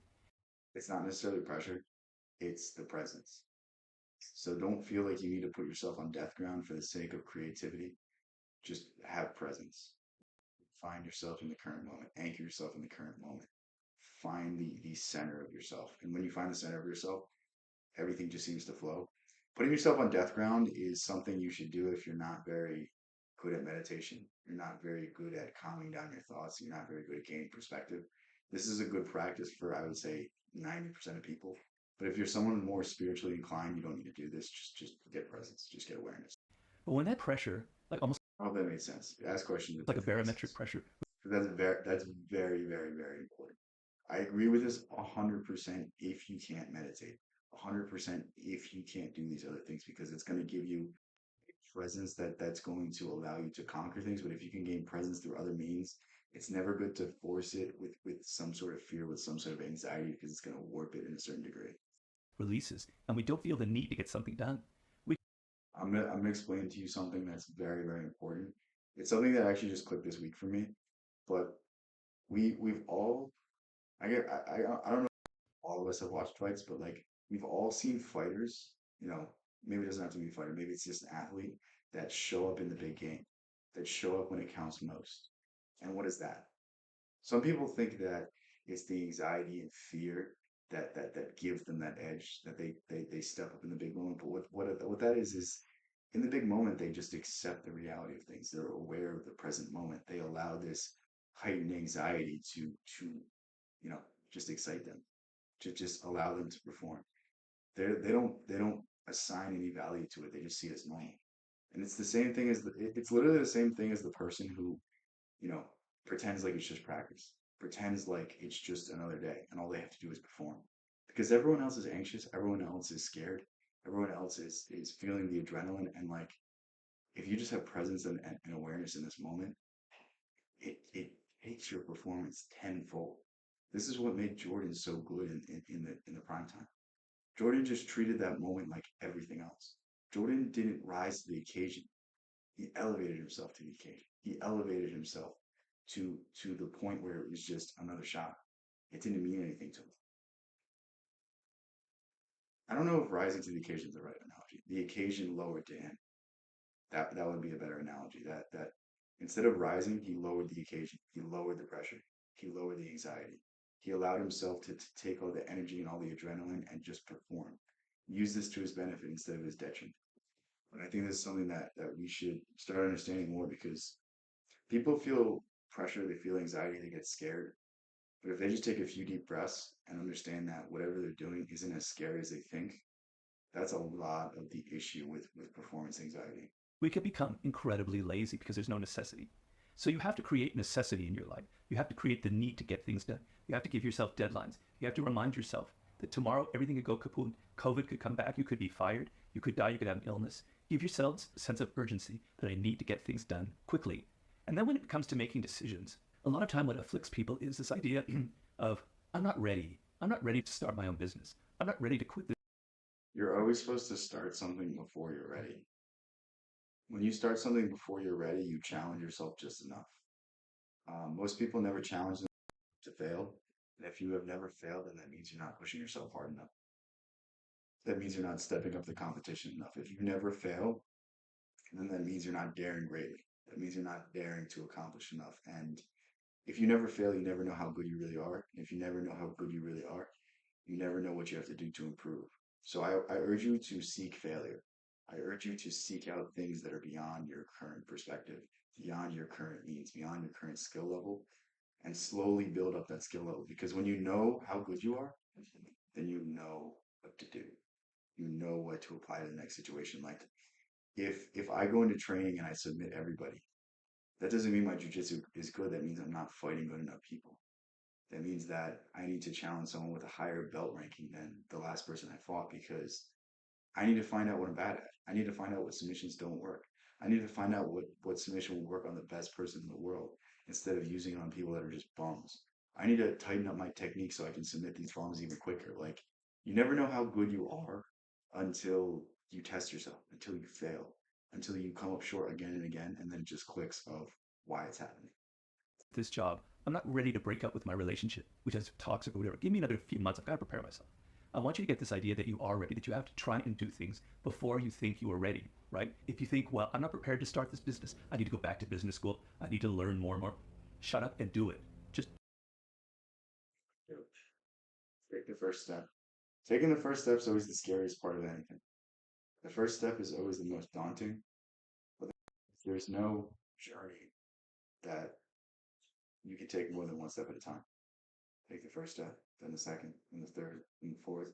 Every step you get closer and closer. Every step you get closer and closer to that goal, to that desired destination. And when we start putting things in perspective like this, all of these, things start to fold. All of these things start to cease to exist, and we can kind of just do whatever we want. Jump in the water. You will learn more by starting before you think you are ready. By making that decision, your brain will kick into action. You will discover all this energy that you had that you didn't think you had. So make the decision before you think you're ready is the other thing.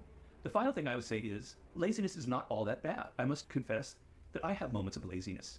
If I was always intense, if I was Laziness is not bad, but laziness at all times is bad.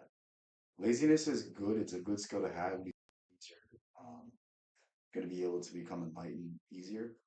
It means that you understand the difference between action and activity, that you understand when you have to give full effort and when you have to give half effort. Because the truth is, if you're giving full effort 100% of the time, this means somewhere you're slipping up. This means somewhere you're burning yourself out, and somewhere you're giving energy to something that doesn't matter. Like, think of the most highly productive people you see. They all cope in some way in doing something that is just idiotic. Like, even David Goggins. David Goggins responds to just trolls on the internet. You know what I mean? It's like that guy's so disciplined, that guy's so hardworking that like he probably when he sees a negative comment, he goes and spends 20 minutes on a response, and it's like, is it even worth it, or is it just some dude that will never understand? Like, is there even a point to it? Laziness is not only in fat people. Laziness is in all people. We all cope to a certain degree. Um, and it's not even laziness isn't even a physical thing. Like there's a lot of people that are very driven mentally that aren't driven physically. Like everyone's different. So to quantify it in that means I don't think is necessarily a good thing. always on trying to write my books, I would probably be dead by now. And actually, I almost did die because of that. And I've learned over the years to always kind of incorporate moments, an hour or so, where I waste the hell out of time. I'm looking on sports websites, etc. I'm surfing for this or that. I'm reading things that aren't really important. It's important sometimes to take downtime and let your brain unload. A very good lesson. The dance with uncertainty. People who are so certain. What am I streaming for? Let's see. Almost 2 hours. Gotta think about it. Yeah, you guys want to keep doing this? Or you want to just talk? There's a few things that I was planning on doing that I could tell you guys about, and then we'll see what you guys think. But yeah, just let me know. I'm gonna fill my water so you guys respond. Doing that.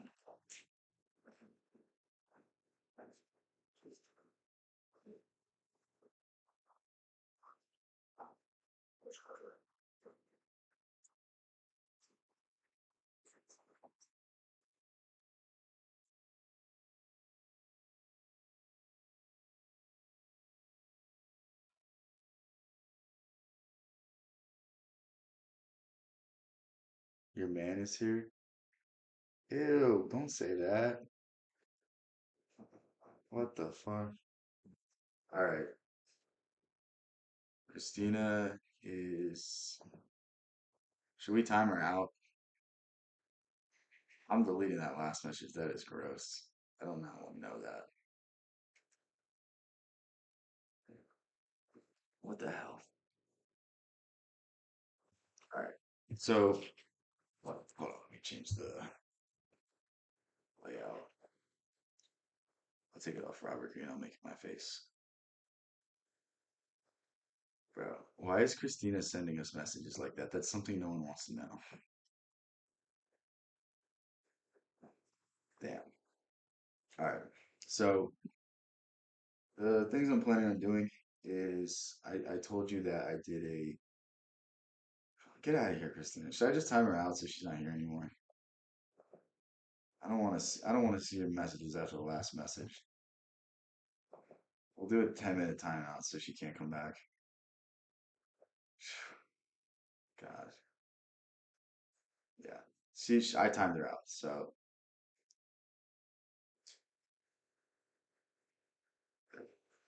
yeah, but damn. Always messing me up on my points too. It's always just nonsense. Yeah, I'm gonna finish this book this week. Do a video on this, talk about why this is one of Jung's best books. I'm going to uh, hopefully start reading this. Then we can start talking about the Constitution, start talking about rights, start talking about foundations of America. I think it'll be an interesting thing to do, especially from my perspective, because I think my perspective is a lot different from the ones you've heard, especially from the legal education perspective too. I'll tell you what they're taught in law school. I'll tell you the context that we're taught these things. So it might give you an indication on some of the lawmaking and some of the decisions. And I mean, we can even like approach how certain Supreme Court justices approach certain issues. But I am starting to go through um these laws, strategies. I did two already. We're gonna get through all of them. I'm gonna post them periodically. I'm just gonna start like ripping through them and getting through all of these strategies so that when I don't want to film videos, I don't have to force myself to. So that's gonna be a good break from these things. Um, and yeah, there was one more book I was gonna read. I'm gonna read this book too soon, The Metamorphosis by Kafka. Um, yeah, I'm just excited. There's a lot on the table right now. There's a lot to do. And one of the videos I just made, I don't know if you were here, Jessica, when I was talking about it, but I made a video comparing all of Robert Greene's books and comparing them to each other and you know, really just saying the overall things that you'll learn from it, the things, the insights you'll gain, the things that will, become apparent to you, and hopefully in essence to just like steer people in the right direction of what book to read or not, what book to pick up or not. I think that's going to be um, a really good video because I think Robert Greene has so many books, and um, just laying out the basic principles of it and what you'll learn from it is going to be a really helpful video for a lot of people. But yeah, I also want to do a video on. Yeah, someone asked me like a month ago to do a video on the book Fight Club. And I've listened to it on audiobook, so I'm going to do a video on the book versus the movie. Should you watch the movie or versus should you read the book? Um, I'm just gonna like go through it again real quick to remember. Maybe just look up the book, look up how long it was, how short. Well, like just give a few basic facts on it, and then give my interpretation of the central ideas of the book and the central ideas of the movie, and how they kind of carry over onto film, and if it carries over well or carries over not as well. I think that's going to be an interesting video. I think that's going to be a video that does really well, just because so many people are obsessed with Fight Club. Don't get me wrong, it's a good book, it's a good movie, but I don't know. The only thing that it does is it hits at the idea that if you don't give people purpose, they'll find purpose, and the purpose that they find is probably not going to be productive. It's going to be rebellious. It's going to be tearing down society instead of building society up. And if you take away the outlets for men to be men, they're going to find something to become a man, and it's probably not what you're going to look for. It's pretty similar. They changed a few lines because some of the lines in the books were not PG. They didn't even want to put it in the movie. So you know that? Have you seen the Have you seen the movie? I'm not gonna spoil it. Don't worry. I'm not gonna spoil the ending. Um, but there's a scene where the one chick goes, "I haven't been fucked like that since grade school." And in the book, it's like, "I want you to have my first abortion," and they didn't put that in the movie. So I don't know how you feel about that. It's pretty gross, but like, yeah, the book's a little edgy. It's a little edgy. I think that's I don't know how to say the guy's name. It's like Chuck Palahniuk. I have to look it up. Chuck Pal- Palahniuk. I don't know how to say it. Looking it up didn't make it any better. But yeah, I'll do a video on that. So I think that'll be interesting. And that one's only gonna be a few minutes. It's not gonna be super long. But yeah, we just got a lot of exciting things going on. A lot of exciting things to do. Um, gonna keep streaming. I still need to do the 48 laws of power stream where I go through every 48 laws of power. all the 48 levels of power. I guess we'll phrase it a little better. But yeah, I guess we could either go through we could split it up into two streams. We could do 20, the first 24, and then because if there's a lot of people giving input, I think it'll make it too long. So maybe we do 24 and then 25 through 48. Maybe we do it that way.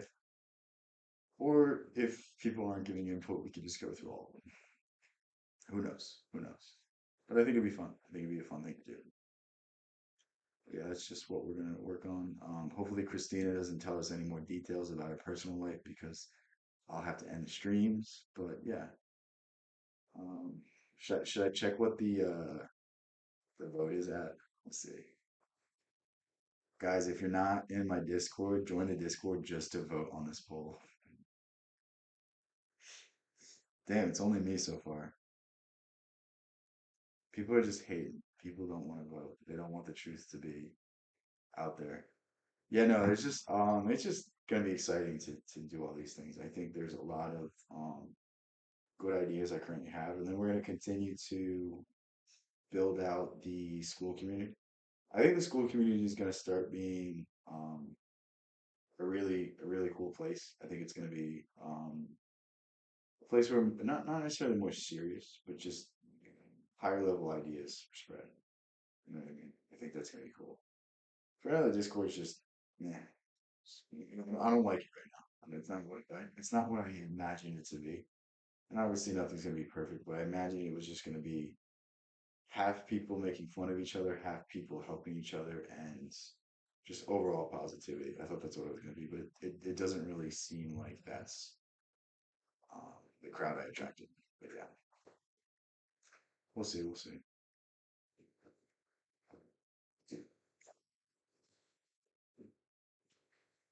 Yeah, anything else you want to talk about? I'm starting to get a little tired, so I'll just cut it here. But if you got any good questions, we'll stay on. Thank you, thank you. Yeah, that one's really fun. Doing those things are really, really fun. And the thing is, like, it's just practice writing because the end goal is books. The end goal is writing down books, becoming an author, becoming someone that,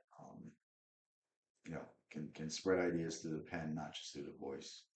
Because it's one thing I've always been gifted with natural speaking ability, but I've always wanted to write. I've always wanted to be creative. I've always wanted to have something that transcends me, have some idea that transcends my personality, my um, ability to think on the fly, my looks. You know what I mean? It's like to a certain degree, my success is gonna be based off my looks to a certain degree. Like if you're a good looking person, it always is. So it's like I don't want people knowing what I look like. I want them to just respect me based off of the ideas I hold, the lack of preconceived notion. I think it'd be interesting because I know I can speak in a manner that is always convincing. I have a natural charisma, so it's kind of I don't know. I feel like it's kind of unfair. I feel like I can get people to agree with me even if they don't necessarily agree with me, and you can't really do that in a book. It'll be much more persuasive. And it's going to be an interesting journey to start exploring. It's going to be an interesting thing to start mastering. And it's like the moment you get good at something, the moment you feel like you master something, that's time to move on to something else. And I feel like I've gotten really, really good at speaking. But you know what?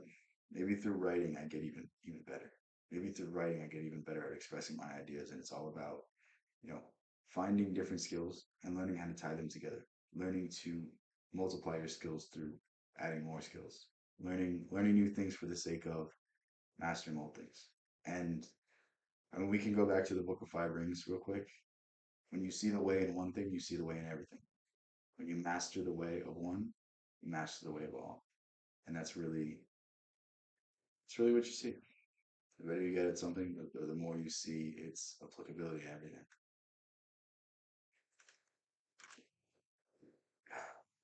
But yeah, um, that's it. I'll end the stream. Getting a little tired. Thanks for joining me all night, Jessica. I don't know if Hypnotic is still here, but if you're still here, thanks. Christina's not here because I timed her out, but yeah, anyone else that joined, thank you for being here. Thank you for hanging out with me. Pretty cool.